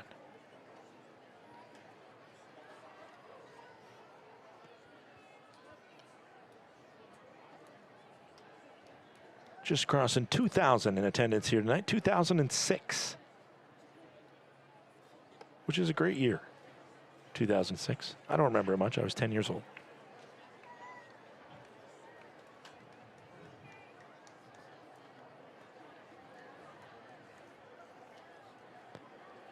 The 2-1, 2-out pitch. 3-1. And on August 20th, 2006, Tiger Woods won the PGA Championship. So, some stuff was happening. 3-1, 2-out pitch. Murray fouls it off. Count goes full.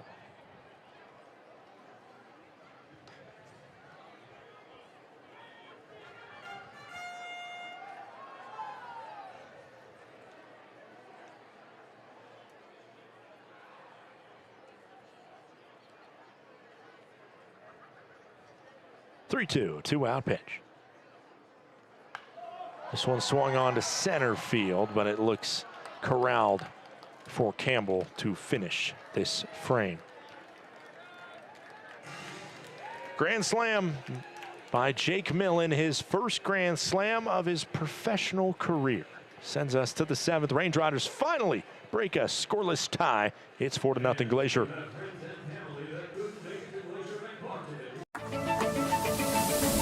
When injuries occur, it can feel like your goals are out of reach.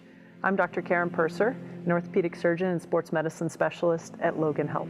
If you injure a joint, muscle, or bone, our orthopedics and sports medicine specialists are here to help. Our highly specialized surgeons, clinicians, and physical therapists offer innovative treatments and the latest minimally invasive procedures to help you recover and return to activity faster and stronger so that you can reach your goal.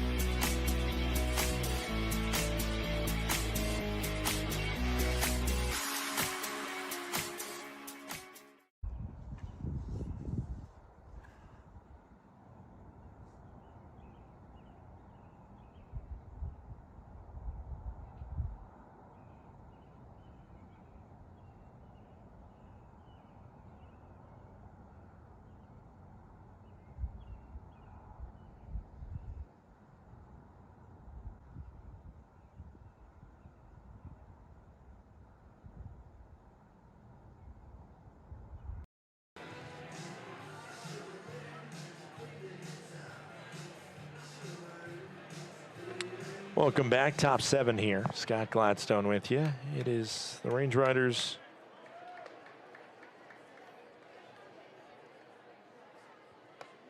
currently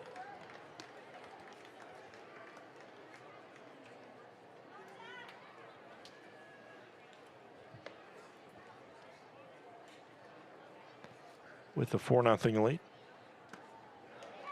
Swing and a miss.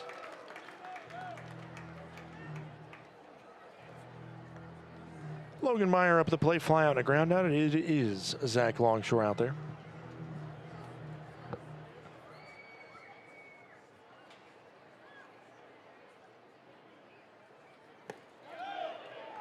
And did he go? Yes, sir.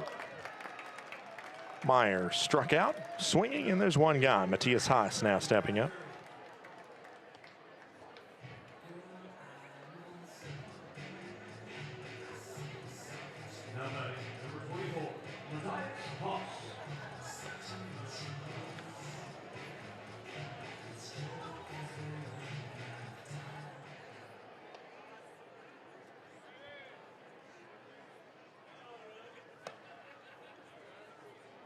First pitch outside. Count goes to 1-0.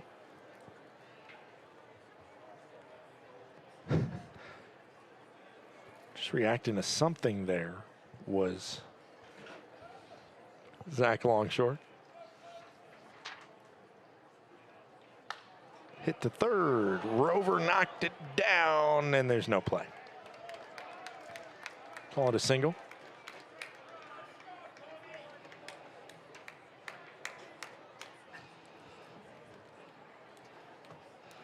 Infield single for Haas there on the ball. He hit pretty hard at 95. Just the third hit of the game for Boise.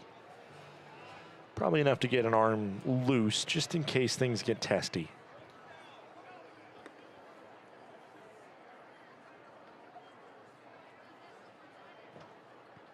First pitch in the zone to Wyatt Grant.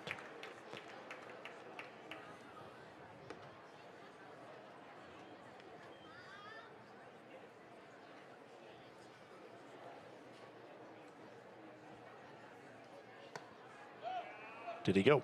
No.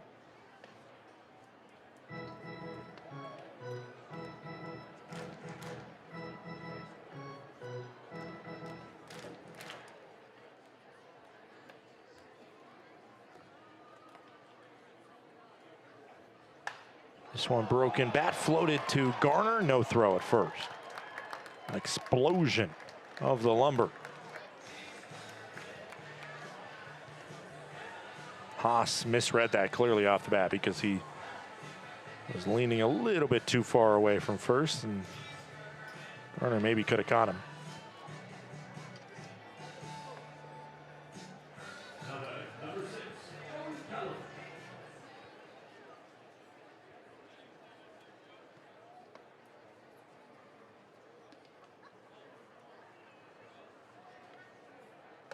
Joey Califoot sees a called strike, and the count goes to 0-1.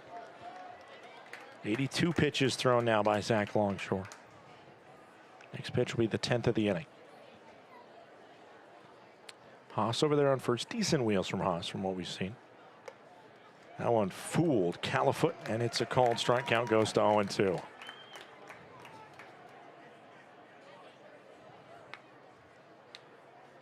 No balls, 2 strikes, 2 outs to Califoot, who has a fly out and a pop out today. The pitch in from Zach Longshore. Swing and a miss. A punch out for Longshore, his 7th K of the day to finish off 7 scoreless innings from the Range Riders southpaw. We head to the 7th inning stretch. Range Riders lead 4-0.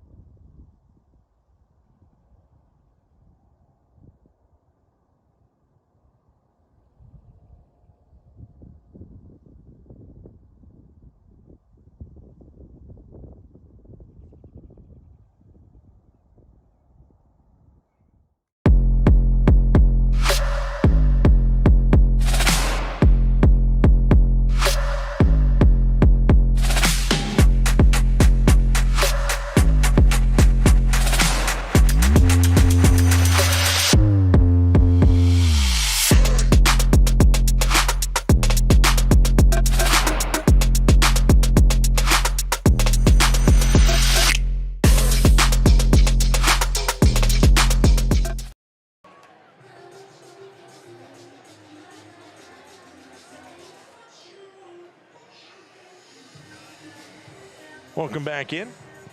New pitcher into the contest for the Boise Hawks. It is Dom Spinoso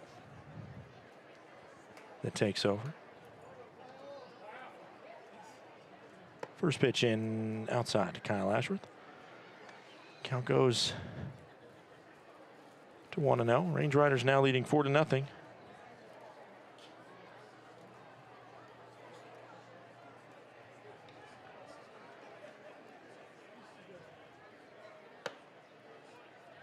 Called strike.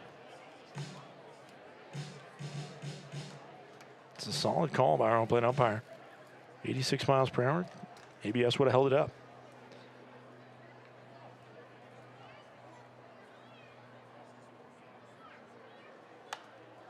This one skied to shallow left. Third baseman Haas back to grab it. 1 gone and an 0-for-4 night right now for Ashworth. Rare occurrence. And maybe his final at-bat of the night. Does not reach base for one of the top on-base guys in the league at a .524 average.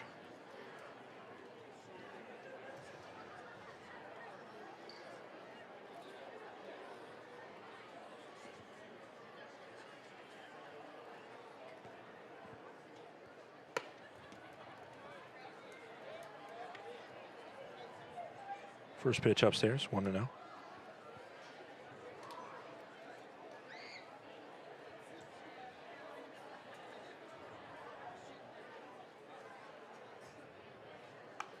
Popped up. Will this one stay in play? No, this one's souvenir.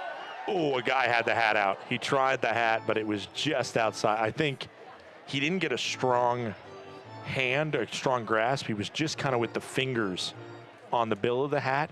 So I think that gave him some little apprehension where he knew that if he made the catch, then the hat would probably slip out. And then what's the point of the hat if you're not holding on to the hat when you make the catch? It's just embarrassing at that point. I think that's what happened. Well, almost in a chance to redeem himself. Count goes to 1-2.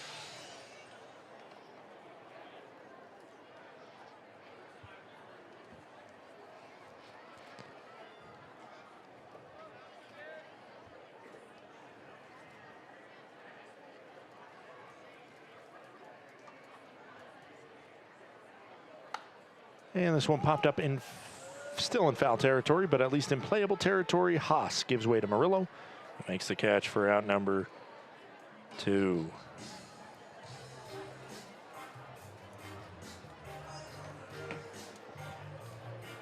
No warm-ups going on in the pen, so it's Longshores in the 8th.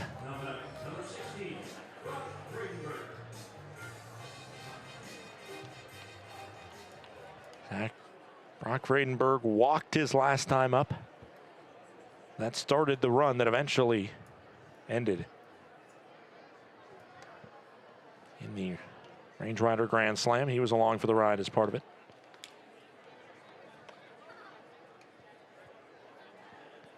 It was Vredenberg walking, Garner getting a single, Hornung walking, and then Jake Millen with the Grand Slam.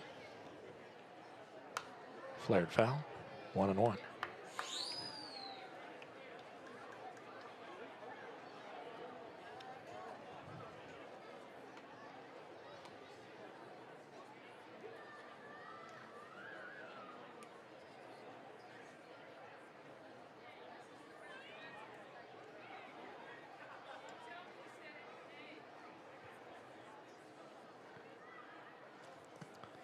Skips. 2 balls, 1 strike.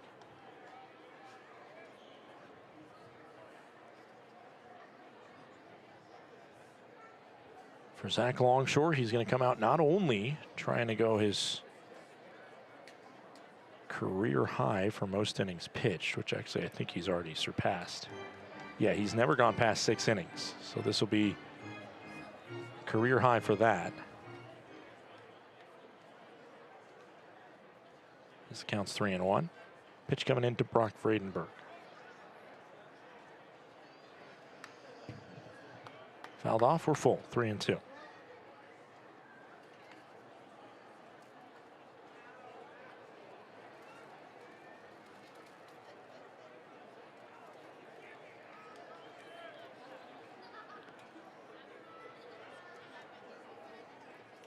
Three-two, 2 outs.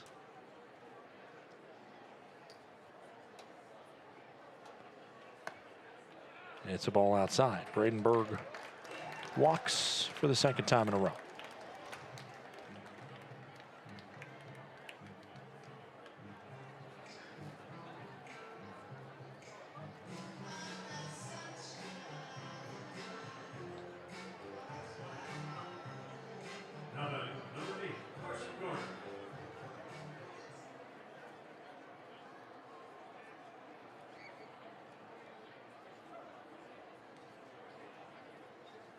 Carson Garner hits this one up the middle. Will it squeak there? No. Murillo then tries to go with the short toss. Not a choice I would have made, but that's what he does and gets the out. And as a 6-4 fielder's choice, we head to the 8th, 4-0. Longshore back out there to continue his flawless start.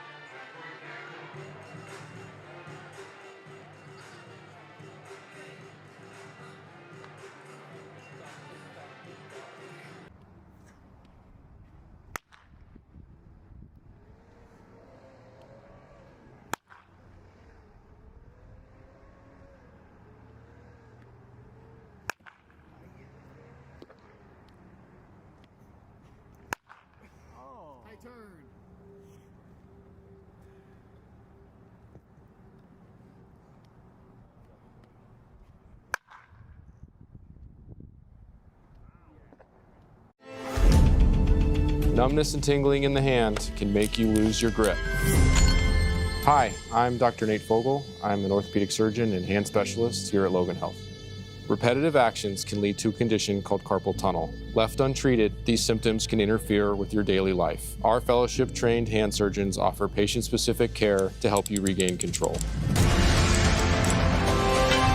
Here's to getting a grip on life. Welcome to Magoo & Company, a third-generation family-owned business nestled in the heart of downtown Whitefish. We offer a dazzling array of diamonds, ethically sourced Montana sapphires, and captivating custom designs that capture the essence of Montana's natural beauty. From jewelry design and appraisals to cleaning, repairs, and gemologist consulting, your satisfaction is our priority. Experience the magic of Magoo & Company and discover the perfect piece to celebrate life's special moments.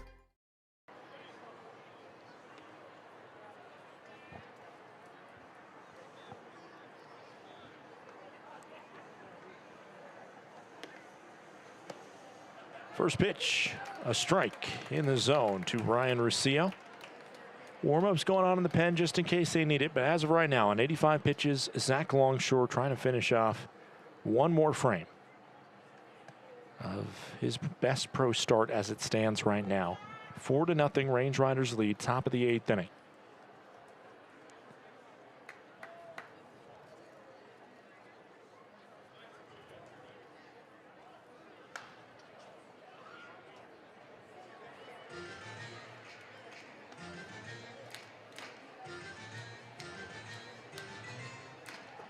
Foul ball makes it 1-2 for Ryan Russillo. One of 3 Boise hits today.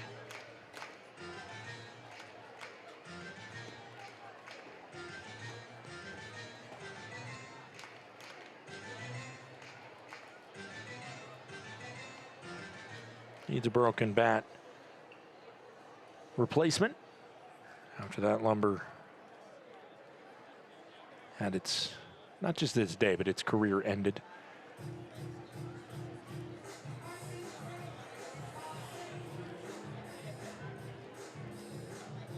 Game has lasted less than 2 hours as of right now. Flying by.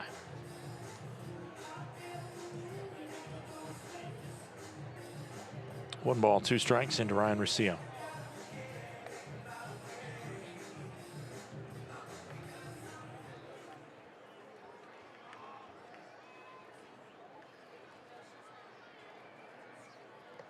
Ball. 2-2.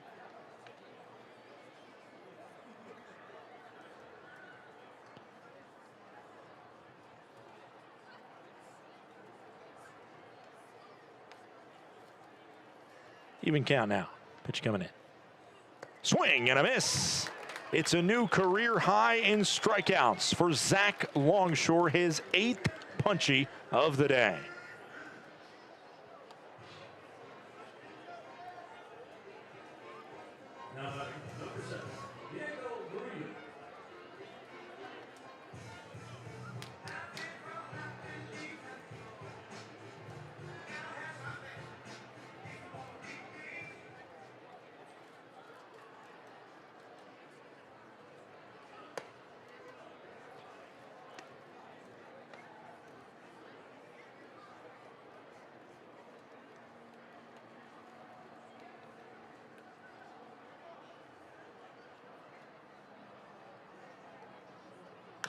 Hit on the ground towards short, fielded by Garner. The throw across the diamond, and out number 2.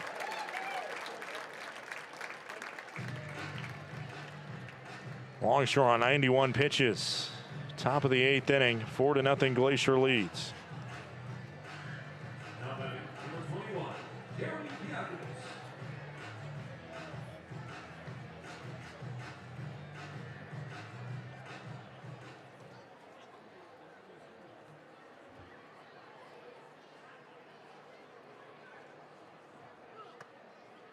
Outside.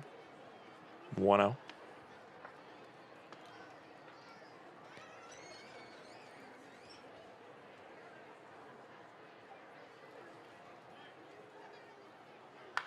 Popped up.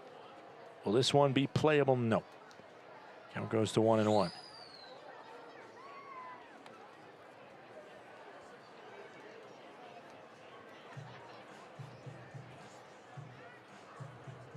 What a statement performance from Zach Longshore thus far. 1 ball, 1 strike, 2 outs into Jeremy Pietkevich.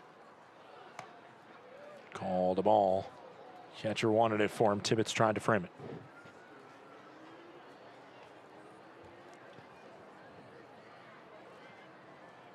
Two strikeouts and a hit by pitch for Pietkevich.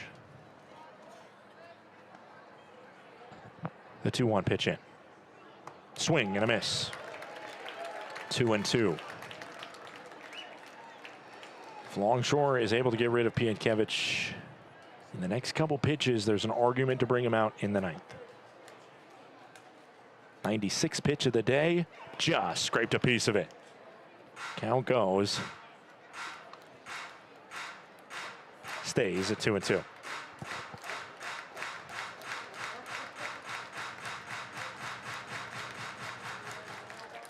Longshore on 8 strikeouts today. The 2-2 pitch home.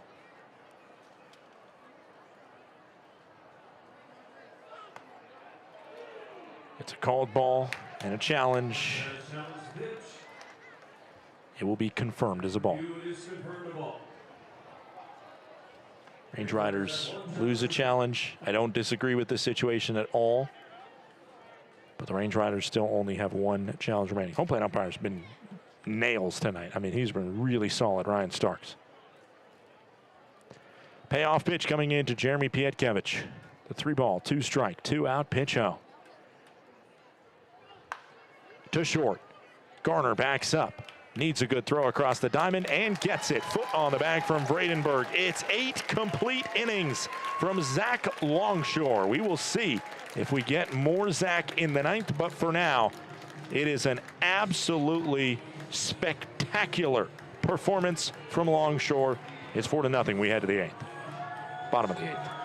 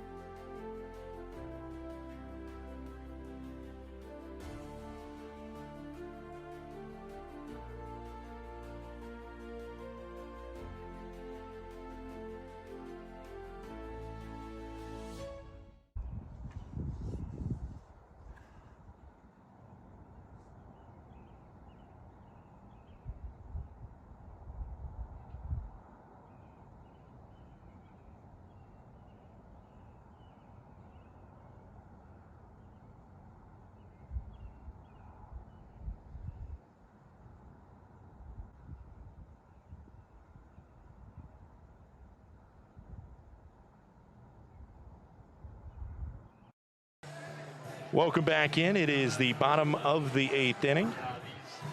Glacier Range Riders currently with a 4-0 lead, and it will be Hornung that will lead us off here in the bottom of the 8th. First pitch misses. Count goes to 1-0. Jackson Peters is the new pitcher for this Boise Hawks squad. Down by 4 right now. Looking to keep the insurance runs for Glacier at a minimum. This one hammered by Hornung. Out to left field, backing up to the fence, and that baby is gone. Goodbye, baseball. 98 off the bat for Carson Hornung. It's an Oppo Taco blast, getting 367 feet. For Carson Hornung, that is home run number 4 in his rookie professional campaign. It is 5-0 Glacier.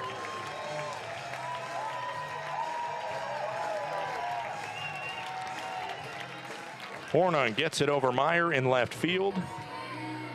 And that is a crucial insurance run.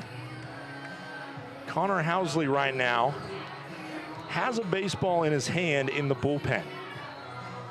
Obviously, the game at hand and trying to get the win is a big point for the Range Riders, but it'll be interesting to see what is done with Longshore on under 100 pitches as Peters fires it completely past his catcher. 1-0 goes the count. Jake Millen with a grand slam his last time up, steps to the plate. Broke the scoreless tie with a long gone home run over the center field fence. It was his 15th home run of the season. The 1-0. Flinch of the bat. Home plate umpire said that he went. Count goes to 1-1. Millen, the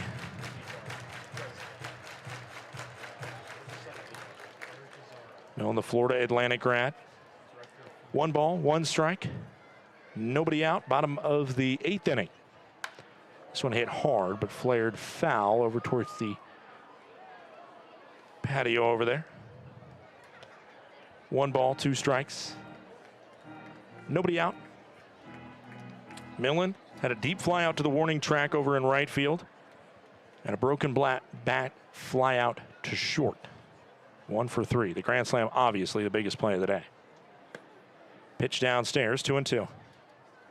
Nobody out here, bottom of the 8th. Range Riders 5-0. Range Riders have had 1 shutout this season. It was on 4th of July against the Red Pocket Mobiles. The 2-2 pitch home. Grounded over to first, fielded by Ruscio. And he'll tap the bag for out number 1. Tommy Rover now stepping to the plate. Rover ground out to second base. His last time up, he also had 2 punch outs against the starter Trey Jones for Boise. Jackson Peters, his stats on the day, or on the season, excuse me. I got him down for a 12.86 ERA. This is his 15th appearance. And the first pitch into Rover, zips into the zone. Count goes to 0-1, 87-mile-per-hour fastball from Peters. Tall right-hander, 6'5", 230 pounds, originally from Plano, Texas. Finished up his collegiate career at George Mason University, playing for the Patriots. This one buffed sky high, souvenir ball. Count goes to 0-2.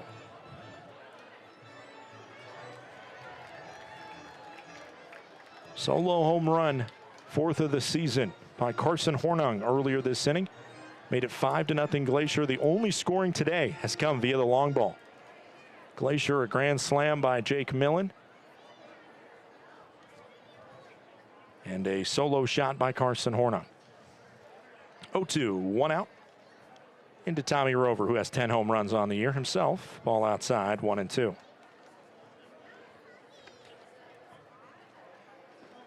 It looks like the warm-ups for Housley are very casual. On under 100 pitches, I'm rooting to see Longshore back out there on the bump, but obviously, as there's a swing and a miss and a strikeout of Rover, 2 gone, Brock Tibbetts steps up. Obviously, main thing at hand is the health of that arm of Longshore, who has not been stretched out past 100 at all this year. Like I said, his longest outing coming into this game was 6 innings. First time he's gotten into the 7th, and obviously the 8th as well. It would be very uncharted territory to see him in the 9th. Brock Tibbetts fouls it back. Count goes to 0-1.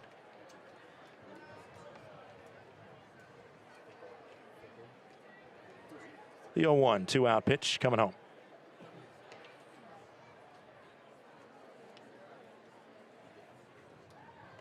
Ball outside.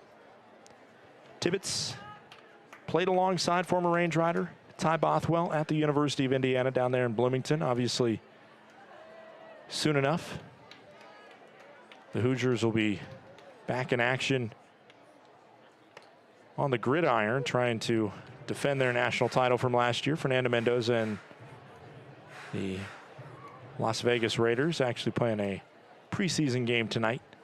Last I checked, they were getting a pretty large deficit at the hands of the Houston Texans in preseason action. 2-2, 1-out pitch, bottom of the 8th inning.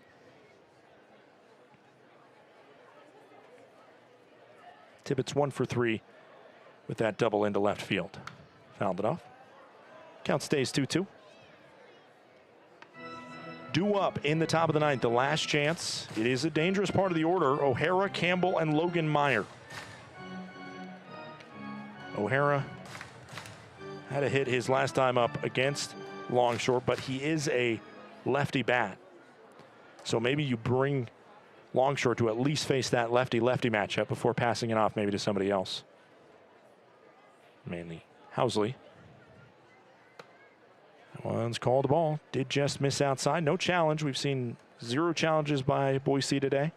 Just 1 last inning by Tibbetts when he tried to get the punch out for Longshore. Ended up getting out of the inning on the next pitch anyway.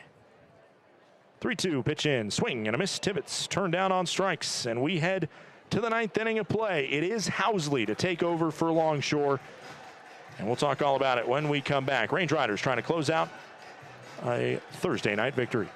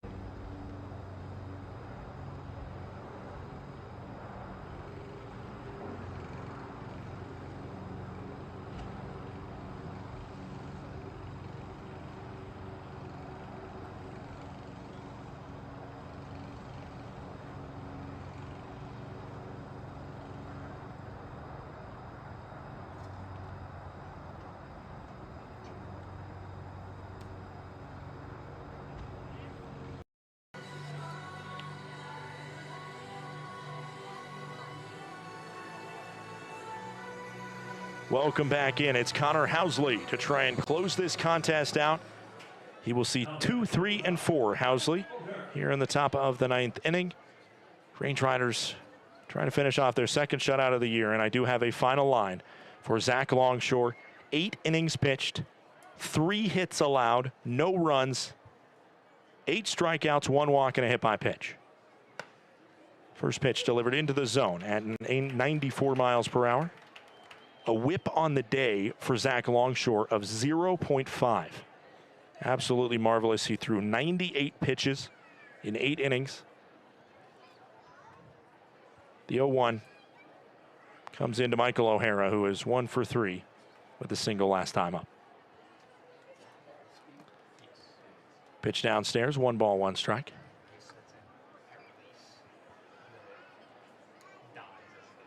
5-0 Glacier here, trying to finish off this victory. Outside, 2-1. Housley on the season, 8.28 ERA, 27th appearance for him. The most tenured range rider on this roster. Opposing batter's only hitting .290, but he has gotten himself into trouble with walks as this one hit hard into center field, a base knock. Michael O'Hara gets aboard to lead off the top of the 9th inning. Scott Campbell steps up. Campbell 0 for 3. 2 ground outs and a line out to right field for Campbell. Leadoff base knock. That one came hard off the bat at 96 miles per hour.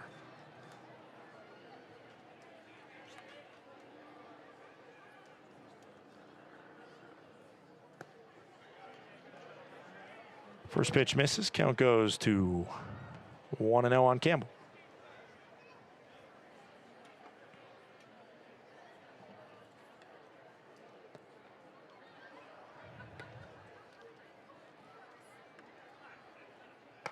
In the zone. Dead center at 84 on the change.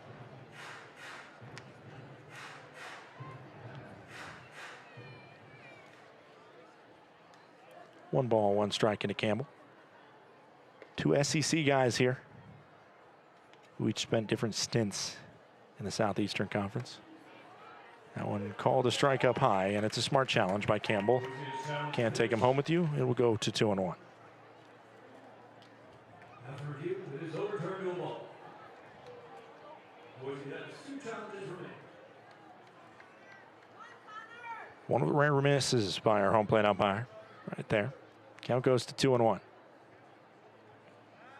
Pickoff over to first. Ooh, man, that would have been huge if they would have got him there. O'Hara, of course, made with a ton of speed, 19 stolen bases, but he's probably not going to run. 2 balls, 1 strike. Pitch in. Swung on. Beard snags it. What a play by Logan Beard. I did not think he was coming down with that one. It didn't come super, I mean, actually it did. At 97 off the bat. Logan Beard, man. Somebody figure out what sort of basketball history is that guy's got, because that was some hops there for the Range Riders second baseman. A monstrous first out. Up skips Logan Meyer. Ball outside. Logan Meyer certainly felt wronged by the umpiring crew a couple times today. He had that ground out that he argued hit off of home plate, as well as a check swing that he didn't think he swung on. This one hit hard, foul. And up in the mulch above the rocks area. It is crazy to watch. A foul ball, if somebody doesn't immediately jump on it, there's a whole wave of kids that come fighting for it. 1-1. Outside, 2-1.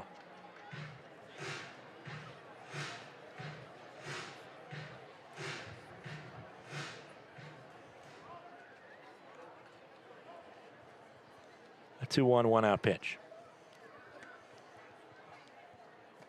Skips in, it's 3-1.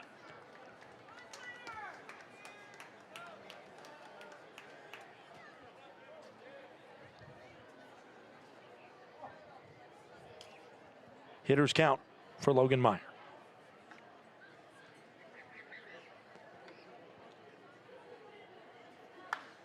Chopped it sky high. Shallow center field, Murray there in his glove.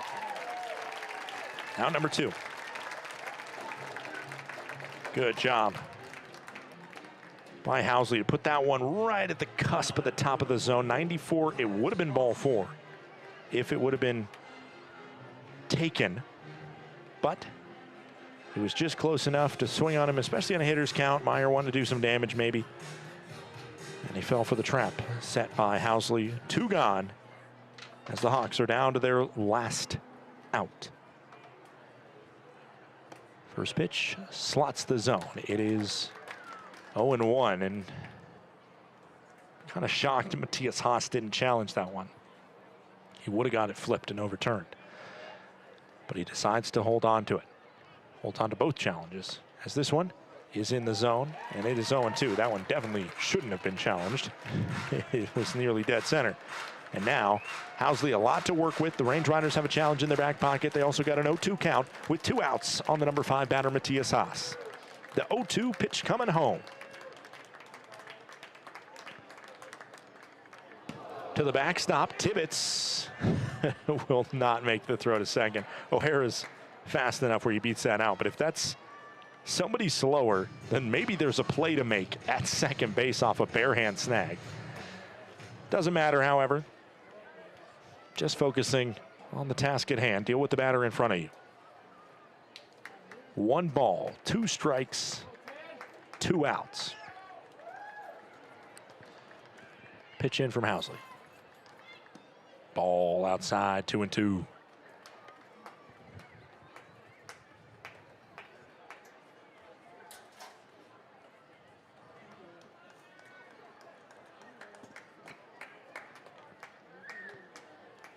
Two pitch into Haas.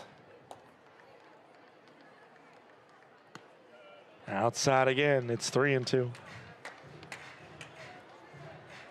What's a little bit more tension in the ballpark? Payoff pitch coming in. Housley into Haas. The 3-2. Fouled off. That was another good pitch right on the top of the zone. If it would have been taken, either side would have challenged it, and it would have been ball 4. Waiting on deck, if he does get the chance, is Grant. But Housley would opt not for that to be the case. The 3-2, 2-out pitch coming home. Up the middle, base knock. Green light to send the runner home. And the shutout is broken with 2 outs in the top of the 9th.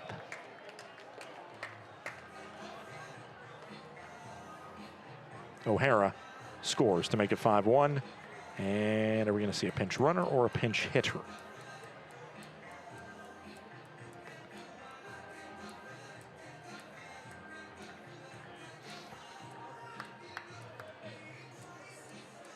We're going to see a pinch runner, which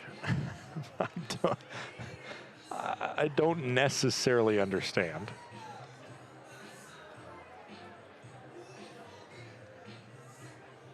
But we'll get a Daryl Jackson cameo here.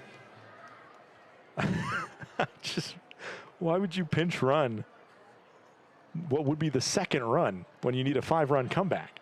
I just don't understand that. Unless you're maybe thinking about it, trying to steal second, just to avoid a...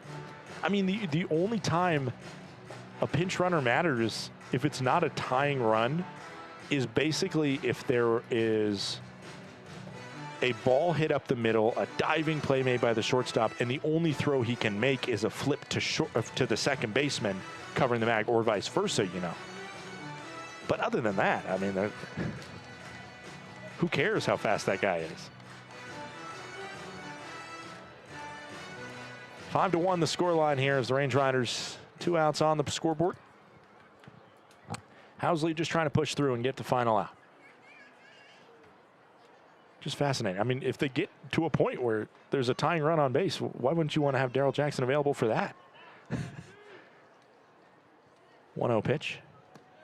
Maybe just trying to get him into a contest, as he's played okay this year, but he hasn't made an appearance this series. The 2-0 pitch coming home. Swing and a miss. Count goes to 2-1 on Wyatt Grant. Grant today, fly out, ground out, and a strikeout.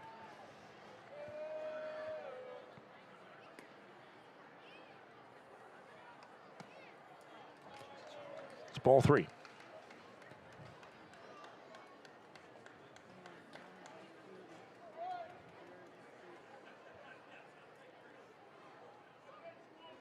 Hitter's count for Wyatt Grant. And it almost hit him. It's ball 4. And a walk is issued, and Todd Pratt will walk himself to the bump to bring in Alex Bustamante.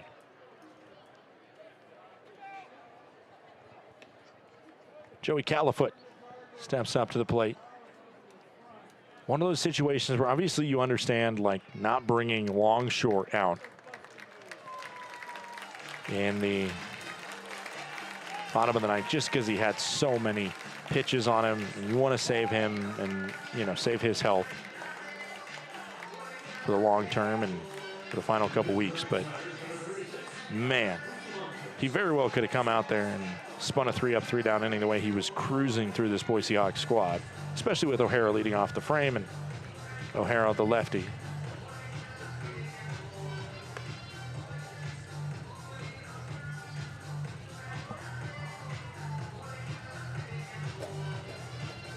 It's Alex Bustamante to take over. Bustamante pitched the 9th inning last night in a blowout victory for the Glacier Range Riders, and he was throwing fire out there. His final pitch was 98 miles per hour. As he was jacked up when that one crossed home. While this happens, let's take a look at the league scoreboard.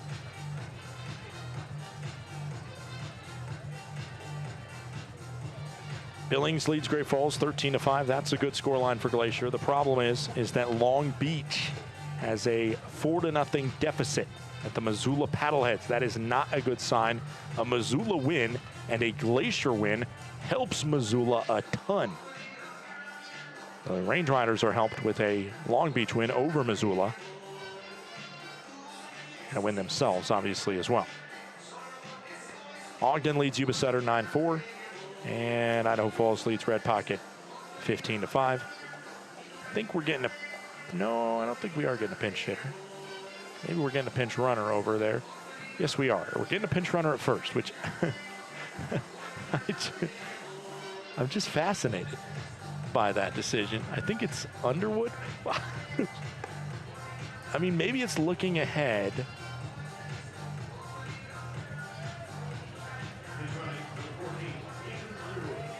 Underwood at first, representing the possible third run in this contest. Number 6, Joey Callum.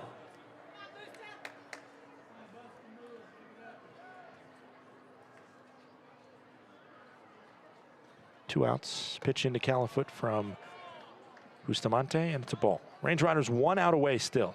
So Califoot steps up. He would represent the 4th run. Ruscio over on first base, or the first baseman who has 9 steals, represents the tying run.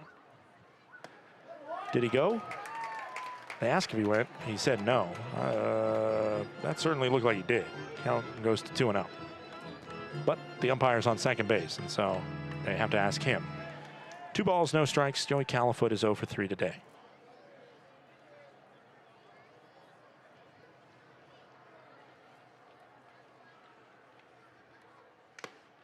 Foul tip into the glove.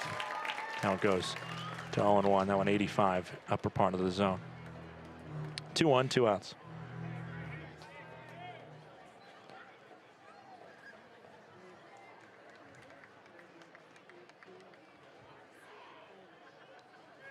The 2-1 pitch.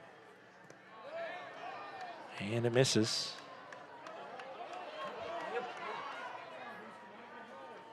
Bustamante uninterested in covering a possible play at the plate on a wild pitch that advances both runners up.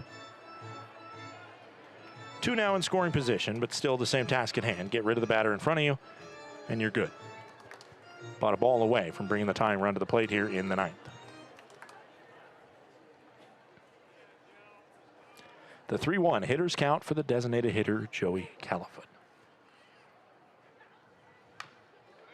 Hit it foul. And once again, the Range Riders have the Boise Hawks down to their last strike.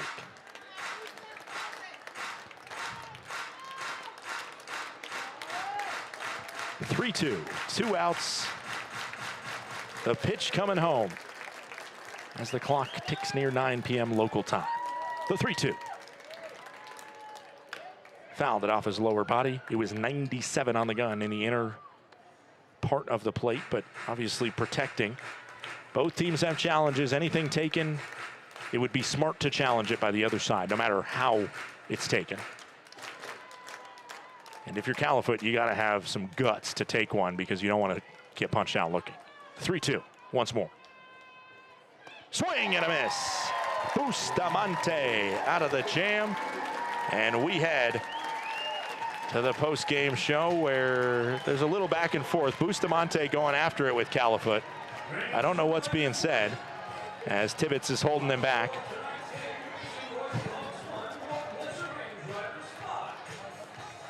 A little extra spice on it. How about it? As Bustamante sends away Califoot. And how about a little extra spice for the final 3 games of this series? Range Riders, a gutsy 5-1 victory. And we got a post game for you. Don't worry. We're talking to a man that just had a career night on the bump. Zach Longshore will be down on the field with our Lauren Hill to discuss the phenomenal start that he had for the Glacier Range Riders. Down there to see where he is, and it was a career high in strikeouts. It's a career high in innings pitched. He's 2nd in the league in strikeouts after the start he had today.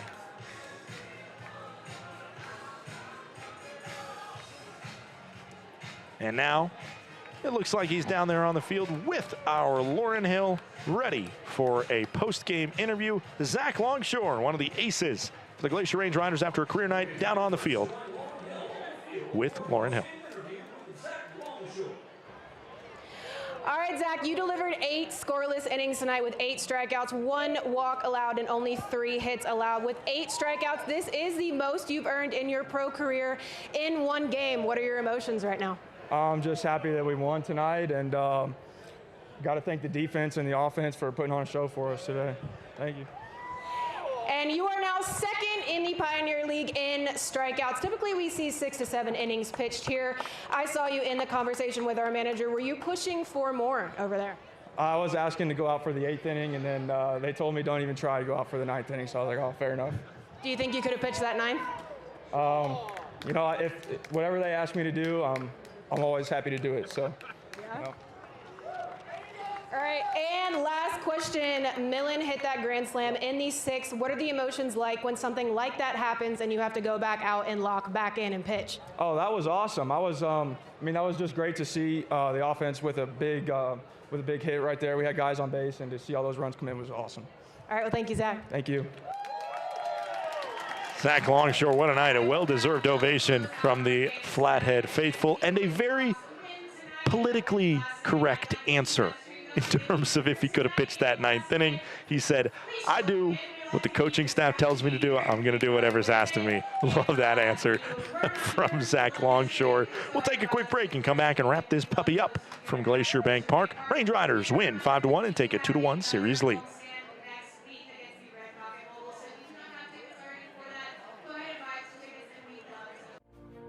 Thinking about where to host your next office event? Book the indoor event space at Glacier Bank Park. With a capacity up to 145 people, our indoor event space is a flexible, year-round venue ideal for accommodating receptions, conferences, and holiday parties. The spacious layout boasts impressive stadium and mountain views, providing the perfect setting for guests to mingle, network, and celebrate. Book your office party today at glacierbankpark.com.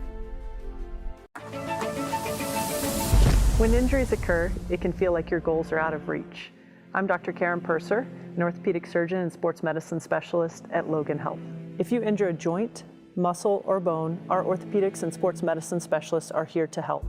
Our highly specialized surgeons, clinicians, and physical therapists offer innovative treatments and the latest minimally invasive procedures to help you recover and return to activity faster and stronger so that you can reach your goal.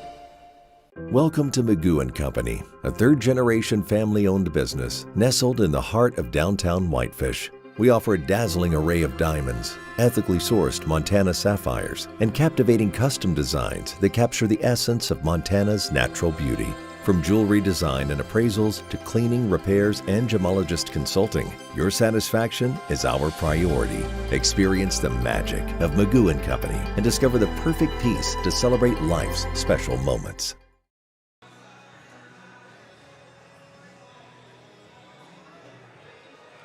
Welcome back. It's the Glacier Range Riders 5, the Boise Hawks 1. Final score as they lose the shutout late, but it was still a very solid inning, solid outing.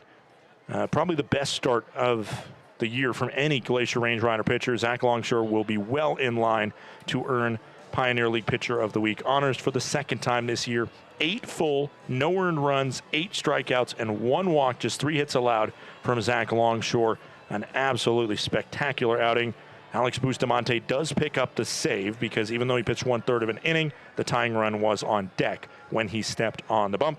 The loss will go to the starter, Trey Jones, who delivered 5 innings of really solid baseball but allowed that grand slam, and that was enough to doom his outing. 4 earned runs, 4 strikeouts in 5 2/3 innings.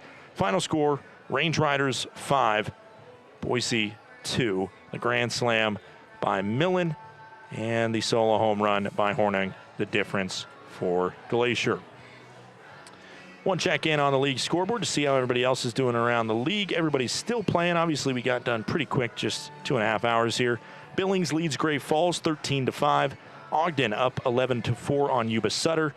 Idaho Falls up 15-5 on Red Pocket. Missoula leading Long Beach 4-0. That's not a scoreline you like if you're a Range Rider fan. And Oakland up on Modesto 1-0 down in California.